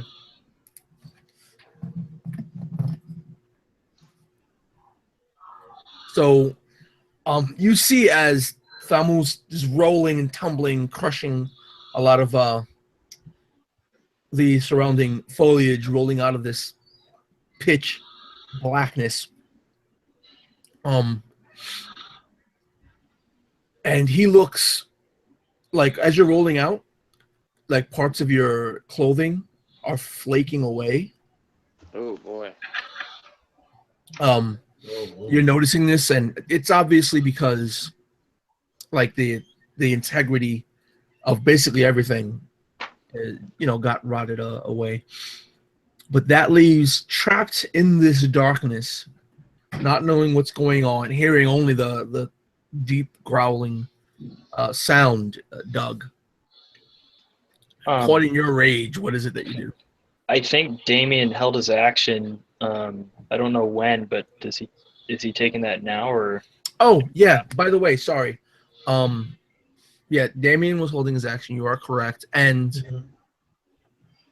Thamus, you were supposed to roll a Constitution save. Oh. Okay. I'll roll that now. 10. A 10? Yep. All right, where's this mouse? Thamus takes 15 points of necrotic damage. Woo. Right for the throat. Hopefully not to the right of the throat. Going for blood, dude. All around him. Get fucked. Damien, are you there? Yeah, I'm here. I'm just trying to figure out what I should do. Oh, okay, are you still, you're going to still hold your action? I think he's gonna. What's around him? Is there anything he can hide behind? There are trees and bushes all over. Yeah. Most of which seem like they're dead and rotten. But yeah, you can hide behind them. Yeah. All right, he's gonna hide behind, or try his best to hide and prepare his put his daggers away and try to prepare his crossbow. All right. And now we move to Doug. Yeah. So Before I forget, you have to roll a Constitution save as well. okay. Doug is he hears Thamus talking to this thing again, and then he hears him say something unintelligible to Doug, and then he starts to kind of hear him rolling and rustling about, and so he kind of gets the gist of what's coming from where, that alongside the growling, and he just kind of by the way, my save was a 16 again. All right, so you take half of what I roll, which is And, 12, 17, 22. So you take a 11. total of 11 of product. Also, I have part of my bear is resistance to damage other than psychic damage while in Yeah, rage. so you take half of that. Half of that then. Okay, so Mhm. round up, Round down. round down. Awesome. Yeah. So Doug is kind of he's going to kind of start running towards this growling, and where he heard Damu's It's right up on you. You're there already. You don't have to run anywhere. and he probably what happens is he's running towards it, and he just keeps running towards it, and then he probably like runs into its leg and just shit, and he'll immediately spin around and try and make two swift attacks on it with his great axe. Yeah. While in this darkness, you're essentially blinded. Your dark vision can't see through it. Okay. So your attacks are made at disadvantage. So since I have advantage during rage, that cancels out to a regular, right? You have advantage during rage. Yeah, Or is this barbarians. your reckless attack that you're doing. Well, let me double check. Because I remember the reckless attack, you can gain advantage on your attack rolls. No, But I you knew can that. grant advantage.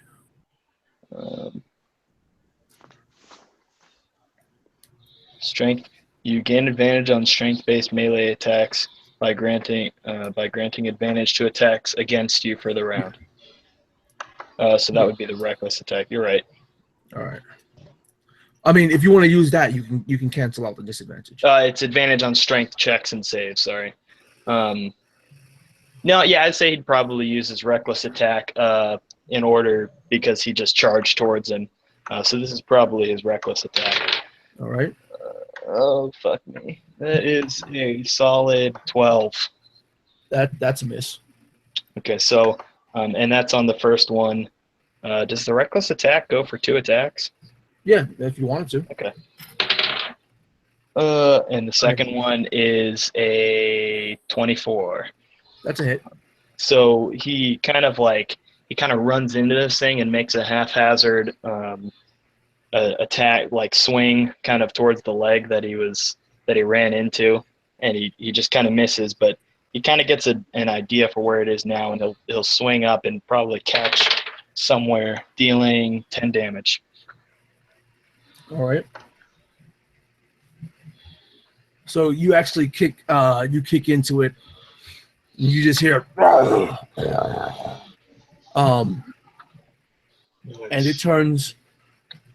it turns to attack you. Lovely. And it would have advantage on that too, because my reckless swing. I'm rolling in pairs. First pair is the first attack. Second pair is the second attack. Okay. Your AC is 16, right? My AC is 16. So you're hit twice. You have resistance to everything with psychic. It does not deal psychic damage with these attacks. So you take a total of 30 before your resistance. Oh, Jesus. So that would be 15 afterwards. Yes. Okay. Take it in stride. So, you just like, you get a huge slash across your side, and then you can feel a large set of jaws nearly engulf your torso. Like it's starting to try to gnaw at you. Yeah. And Doug would probably like kind of get bit and then kind of like tumble away sort of deal, like, oh my God. All right, but you're still in the darkness, right? Still in the darkness. And that's Whisper at the top of the round because you only held an action. All right. Is the only thing he sees is the darkness? Yeah, you see the Um, darkness, and you saw Thamus sort of barrel roll out of the darkness. All right. Excuse me. Oh, go ahead. Is this a All new right. round or Brand new round. Start of a brand new round. can I, at the end of the old round, can I just expend my bonus action? You can't hold your bonus action. Remember? Oh, I can't hold it. Okay, never mind. Thanks. Alright. I'll just move around then. Whisper's gonna fire his crossbow into the shadow. Hopefully, he hits something. Hopefully. Hopefully, it's not me. So fire with disadvantage into the shadow. There's no need. I got a 1. Yeah. So roll your damage.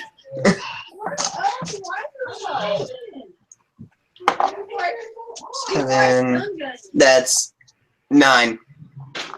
9. You may or may not hear the yelp of a dwarven voice as Yeah. as Doug gets So pierced by a crossbow bolt. I have a question. For 9 damage? Does that damage include the sneak attack?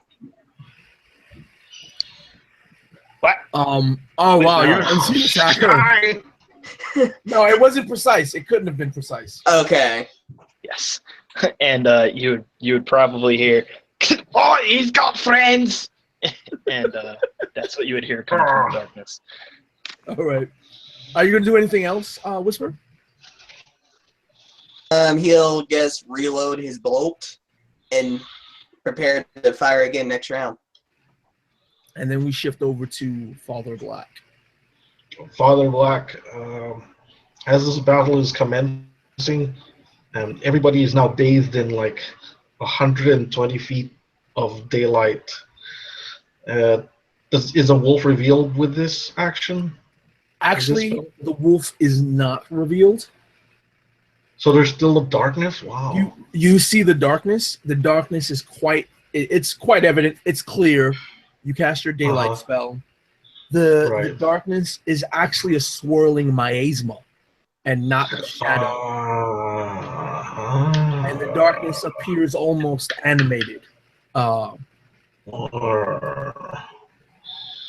In any case, I cast that so everybody can see now except for that dark shape. So how big is the dark shape? Just out of curiosity. About 30 feet across. Okay. All right. And as a bonus action, I just heal people for 7 points of mass healing. Okay. It's not much, but I'll do something else next round. All right. So that's the end of your. That's pretty much it. That's yeah. I thought the darkness would cancel the. The daylight would cancel darkness away. Oh, never mind. Yeah, it's not what you thought it was. Yeah, it's not what I thought it was. That's fine. Carry on. At least everybody has 7 points restored. So after Father Black bathes this entire area in bright daylight, Thamus, you can see where you just came from is still engulfed in darkness, but it's not shadow. It's a swirling, almost thick miasma, just mere feet away from you. What are you about to? Negative fog. Knowing his companions are in danger, he can see the daylight spell, can't he? Yeah, you're outside of that darkness, so you can see all the bright light. Thamus will try one last time to try to talk to this thing, but he won't say the same thing he said last time. In Sylvan, he will say, "This is your last and final warning. If you really are the guardian of the forest, you will know that I am your worst enemy, because I am born in flame." All right. There's no need to roll, as at this moment it actually wouldn't do anything for the guard. I'll tell you why afterwards, but there's no calming in the growling that you hear. All right. If I don't get a response very quickly afterwards, I will use my uncommon magic item. Aha! Okay. I will break with my action. I will break a red corundum. Breaking my fire elemental gem to summon a fire elemental.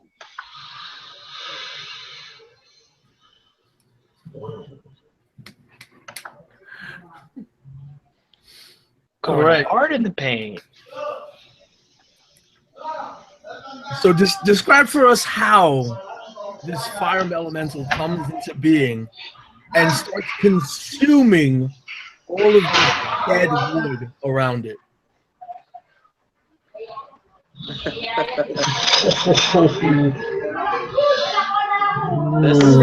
Rod, can you mute yourself?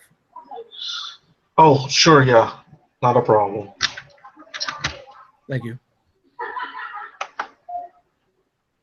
Let me Yeah, do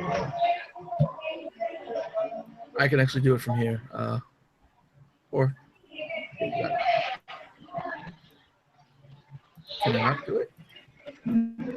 It doesn't allow me to do it anymore. There's a button towards the top, Rod. If you go to the Google Hangouts, you should have a mute microphone button.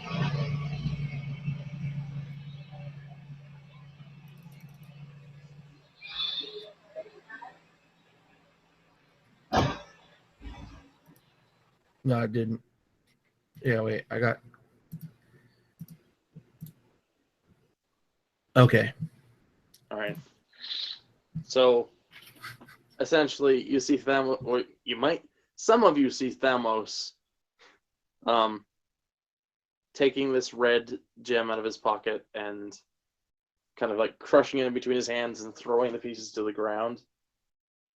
And as this large fire elemental kind of erupts from the crystal, with almost like a fiery face, almost like somewhere between a man and a tiger's face. All this dead wood kind of just goes,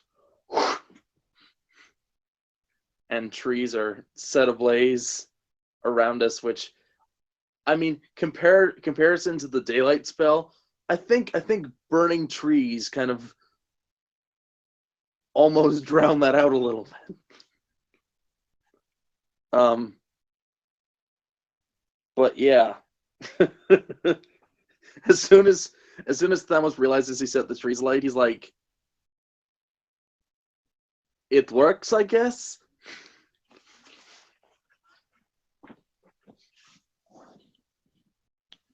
And are you moving or anything after that, or are you gonna just stop right there? I have to roll initiative for the fire elemental, Okay. which is 15. But other than that, So that means the fire elemental actually goes next. okay. So you tell me what it does. It will enter the miasma itself and attempt to fight whatever's in there that is not an ally that I specifically designated before that I totally didn't. But anyway. Yeah, and you can't see where your ally is. But so the fire elemental, the light of its blaze disappears when it enters this darkness, this black miasma. Alright. Could you roll a Constitution save for your fire elemental? Sure. Now I feel like a DM again. I'm rolling for the monster. 17. Okay, so fire elemental takes some damage. This thing's not working.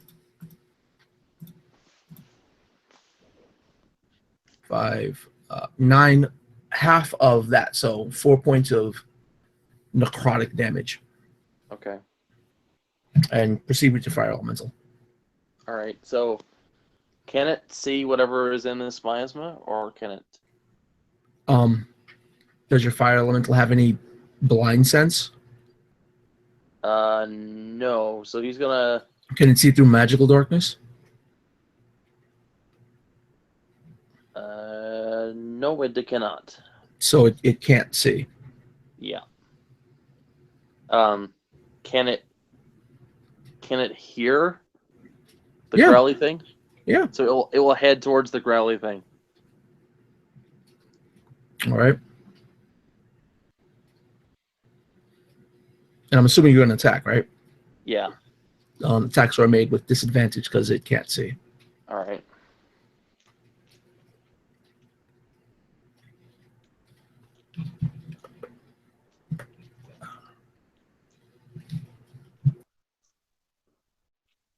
Actually,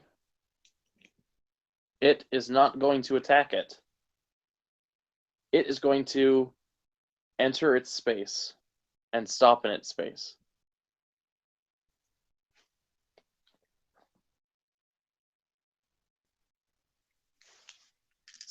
So it has because it's fire form. The first time it enters a creature space on its turn, that creature takes 1d10 fire damages and catches fire.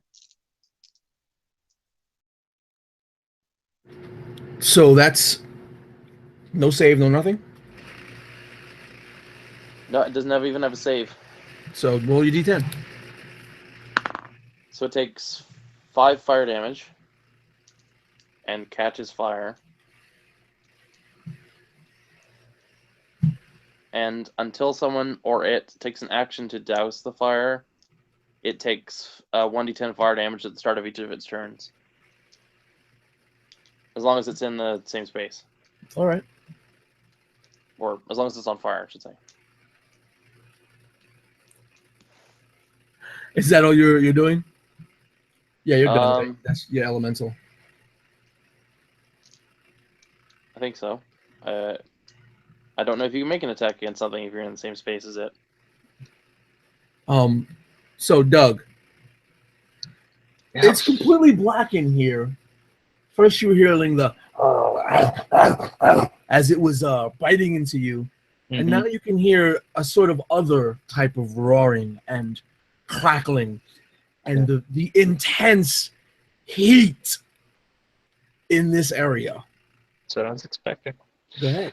Do I have to make my con save first? Yes. Okay, so oh fuck me. That's a 9. So 17 points of necrotic damage prior Okay. to your damage reduction. Right. So so this is how I picture this going. Basically Doug is kind of like squared off. You know, he assumes he's squared off with this wolf thing. He hears Namus with his thaumaturgy still. He hears him directly behind him, and he says something or other, and Doug just goes, and he kind of feels this this necrotic damage kind of like just all the while he's in here, just like eating him away. And he goes, I don't like it in here, and he's just gonna turn tail and bolt right towards where he heard Thamus.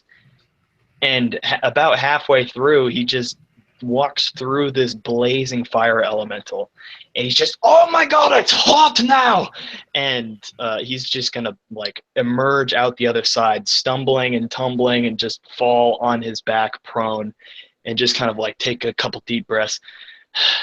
How many of them are there?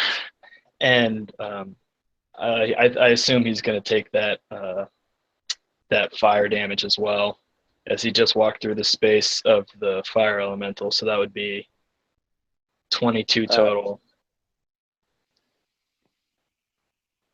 So he's going to take 11 damage after his resistance, and then after he falls prone on his back, he just kind of, his rage just kind of disperses, and he kind of swells back down to his normal size, and his beard kind of goes back to the same color it was before, and he's just out of breath, and that's pretty much. He might spend like the last bit of his action while everyone else is doing things to kind of get back to his feet. That's it.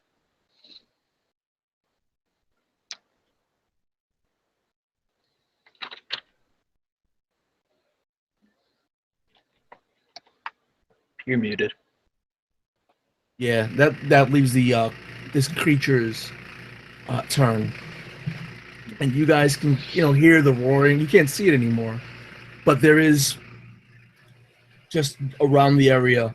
The trees are ablaze, and you can see at the outer skirts of the daylight that the oranges and the reds and the yellows from this blazing inferno, and it's actually beginning to spread out and surround you guys.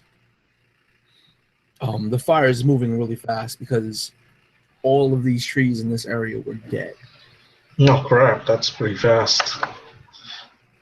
And with that, this thing is attacking. As soon as I get Dice Stream back up, it's attacking the fire elemental. I don't know what the fire elemental's AC is, but I'm assuming Its AC is 13. Yeah, so it gets hit for a total of 30 damage. Is it non-magical? I don't believe it is. So yeah, it's non-magical. It is non-magical? Yeah. Is it bludgeoning, piercing, or slashing damage? Yeah. Okay. Then he takes half on each. So 15 total. Yep.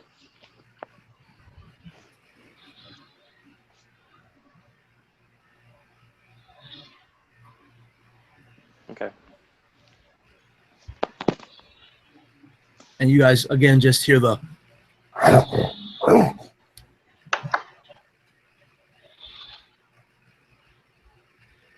and that leads us to the top of the round, which is our friend Whisper.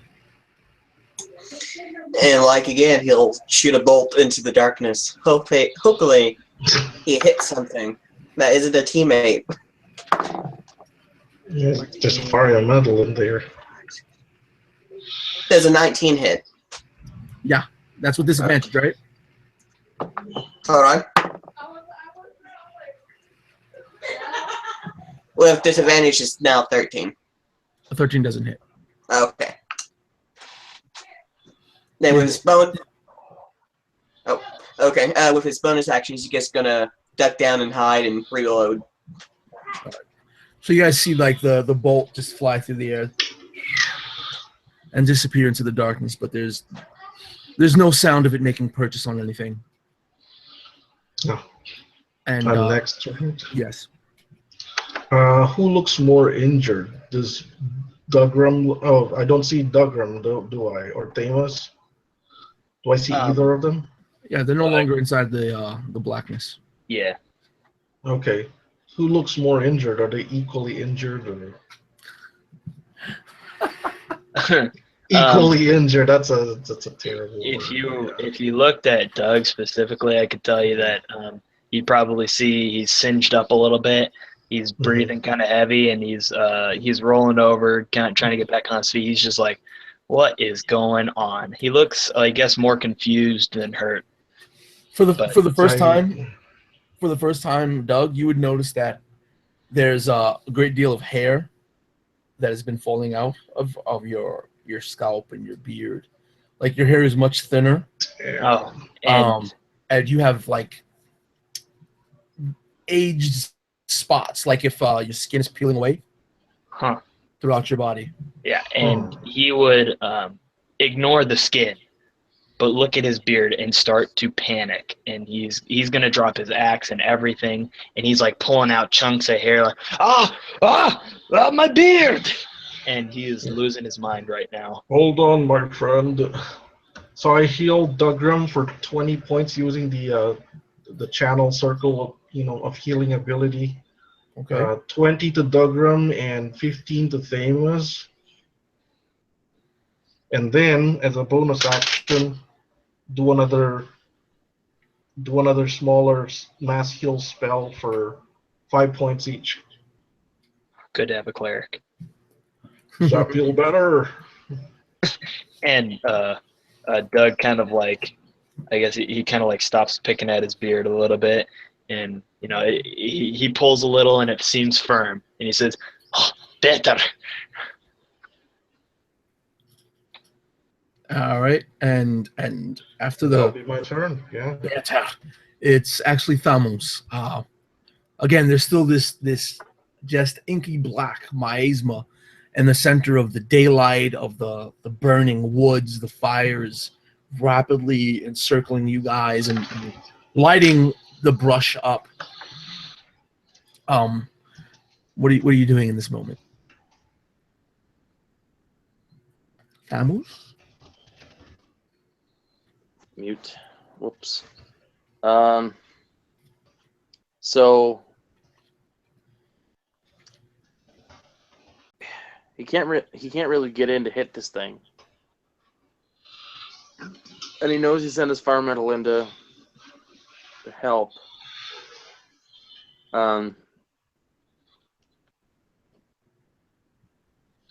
So what he's gonna do is he's going to look through his belongings for his water skin. Open the top, try and pour it on the dead tree as best he can. If that doesn't work, he's like, No, it's becoming an inferno. There's brush, there's dead brush and vine on the floor crawling up these trees. These trees are entirely dead. They're not like the other ones that had dead spots. They're entirely dead, and this whole entire area is kindling. I say we get out of here. Hmm. You know, I every agree. round in Dungeons and Dragons is about 3 seconds for each person, like a 6-second maybe total round, and it's already about to encircle you. So it's spreading very fast. I say we get out of here, and then he'll I agree. run. Do I towards have time Father to? Black. Yeah. Do I have time to cast like a cantrip real quick? You already used your action in your bonus action. No, okay, never mind. I was just gonna douse everybody with water, but as we run, or something. Do you guys actually decide to cut and run? Well, look, Yeah. we burned alive, right? I mean, you describe the forest as like quickly burning, surrounding us, or Yeah, it's spreading really, really quickly. that doesn't Again, look too good. every round is but a few seconds, and you guys are almost completely encircled. Unless Entire trees are starting to go up. All the brush on the floor is catching ablaze. Doug don't think- would follow everyone else last if everyone else decided to turn tail, so I'll leave that up to the group. we wouldn't, except for the forest fire. There's a problem. Technically, Don't have we any did not wizard. start it. Yeah, we did not start it. Yeah. So resist elements doesn't make us immune to forest fire. It's Thamos' turn, and I yeah. still don't know what he's doing. Yeah. Oh, I was We'll gonna wait. run towards Father Black and Okay. And wait. wait to see what everyone else decides, because All right. I have hellish resistance. Fire is kind of a little bit less dangerous for me. Yeah. And the But the elemental, rest, though. Yeah. it's the elemental's go. So this thing hit it. Keep rubbing. So it's gonna try and make two touch attacks against this thing. Okay, at disadvantage for being blind. Yep. The first one is a fumble.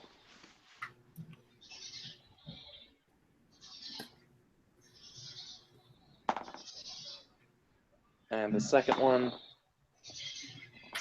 is a 18 to hit. The 18 hits. All right. So he takes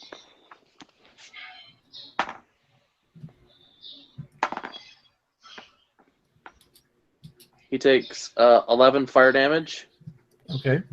If he's a creature, he ignites. And takes the D10, right? Yeah. Oh, Okay, well- did the wolf bother to put out his fire? Roll a d10. 4. All right. You don't know what's going on in the wolf. There's just this darkness and miasma No, over that's there. true. Yeah, that's true. Yeah, I don't know. Yeah. You should go inside and take a look. Yeah, right. Are you Um, still burned? All right. It doesn't go well. Hmm. I promise. I And don't know. if you're done rolling, what you need to roll for the elemental, the elemental has a roll a Constitution save. Hmm. If it succeeds, I'll let you know. 16. So it takes half a 12 So 6. necrotic damage. So shall we book? And now we got to find out what Doug does. Yeah, Doug, upon seeing Damus kind of take off towards Father Black, just kind of like leaping along. Is Whisper kind of headed that way too? Is he just staying in cover? Oh, yep. Whisper's ready to run. Okay. Yeah. Doug would kind of like, I guess, run over towards the group, look back at this miasmal darkness, and just and he would probably look back to the way they came and say, "To Granny's house!" And, Yeah, to Granny's house. and then if the rest of the group started to run, he would kind of, as they're running, maybe try and chop a couple of these burning trees down. Before the rest of the group has time to react, it's actually the creatures go. Uh-huh. Oh, And when you look around, like you're starting to run, Doug, and you said you looked back. yeah. You can see that the swirling sort of darkness, this miasma, starts to actually bleed away, and you're seeing flames come out of it, Mm-hmm. and then it bleeds away more and more, and you can see that there is this fire elemental standing before this large canine-looking creature that is covered in countless little lights at the tips of its fur. There's several rows of lighting on its nozzle. Its maw has flame in its mouth as it's attacking the fire elemental. And now, bathed in all of this light, you're noticing that on top of the back of this giant canine creature seems to be a dead dryad turned to wood as her body was decaying, that's now lit in flame. And the wolf attacks, or this canine thing attacks your fire elemental. The fire elemental. Oh. And if nobody else noticed this, Doug would probably kind of like slow down to a jog and then maybe just a trot and just kind of stop and stand and turn and be like, "What is that?" Your elemental's AC was 16? 13. Oh, 13? So it gets hit once for 15 non-magical piercing. All right. Interesting. Doug would just kind of like stop and stare and say that to the rest of the group, kind of.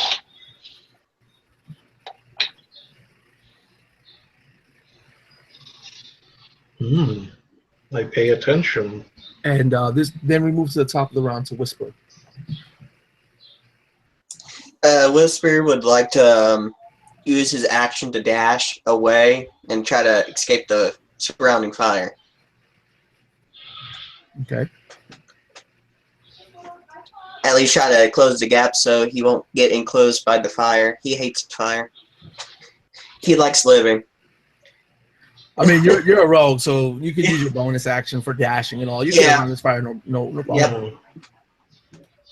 So I'm gonna move use my action to dash, then use my bonus action to use my cunning action to dash again. All right. So you can get, like, you guys were 10 feet into this part of the woods, which the beginning is only 12 feet away from Granny's house. You could have gotten out, got to Granny's house, and got to the other side of Granny's house by where the path was. The path of dead leaves that led to Grandma's house. Hmm. If it's that close. I didn't realize we were that close. Yeah, you were having some connection issues, so you might have not picked that up. Yeah, I missed that part. I didn't know that if we turned around, I'd actually see Grandma's house. Well, you wouldn't. The woods are too thick. Okay. Oh, but we're only like 20 feet away from it. You said. Yeah. But what do you do? Black, it's your Is it your my go. turn? Oh, your Kenku friend Whisper? Yeah. What He's happened just to us? gone. Right. There was yeah. some motion hidden amongst the flames. Shadows are dancing all over the place as these flames are roaring out there. The flames are almost running through this forest right now. You're a mere seconds from being entrapped, completely engulfed in this inferno. Yeah. Whisper is already out. Doug, you saw Doug run out. Okay. Well, I grab what's his name again? Thamos is the only one there. Thamos and his Yeah. summoned elemental. Yeah. I tap Thamos on the shoulder. We're leaving. Or pulling him. I don't know. I just tap him on the shoulder, like military style, leaving. So I just get to the edge of the forest, but watch the proceedings from there. Probably like 15 feet, say. Turn around and but I can still do something. Let me do another mass heal. I mean a minor mass heal. All right.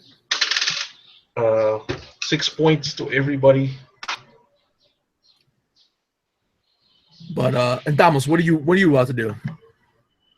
What am I about to do? So Yeah. I see at least two of my companions running out of the forest. Yeah, the third just disappeared. The third disappeared entirely. Yeah.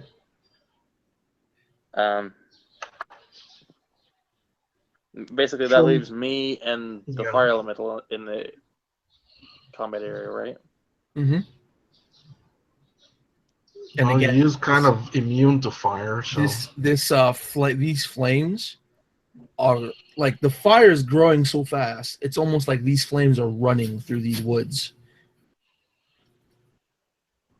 You're not engulfed in flame yet, but that is an inevitability.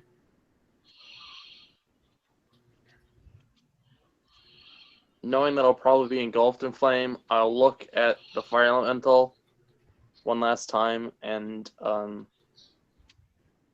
he'll say, "Good luck, friend."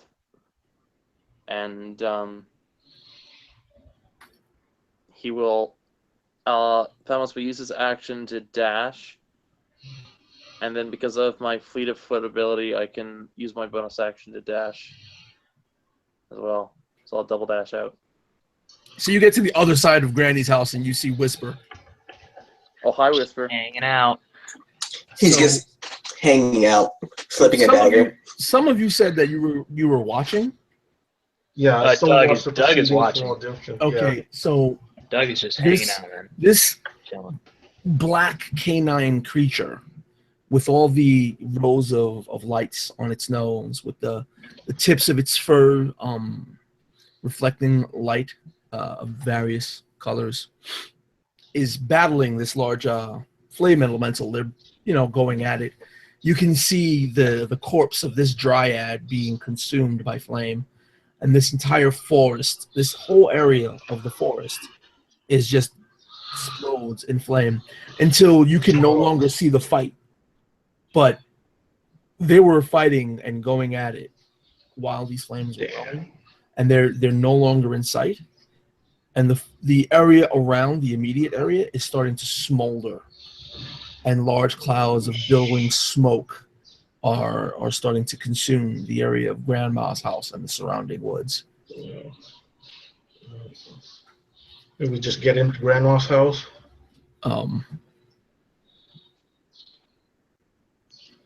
Well, before I do that, go ahead. I'll wait till it's my turn.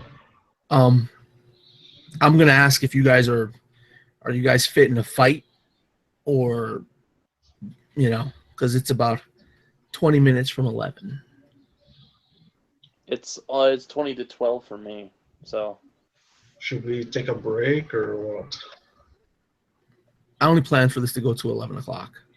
Oh, okay. What do you want? Because It's I up know, to you guys. It's up to you guys. I think maybe we kind of got our little combat to happen. Like we don't have to. We'll go through the end scene, right? Eventually, you guys are going to have to leave Grandma's sort of house. There is a creek by Grandma's house, but the flames start to creep out, and that entire garden in Grandma's backyard.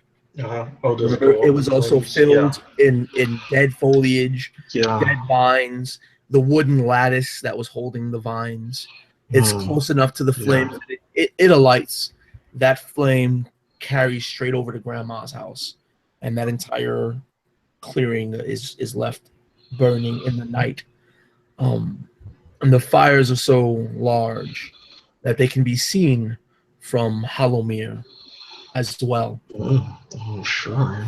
You guys start heading back, assuming that whatever it is must be dead. And halfway back to Hallowmere, you can just hear.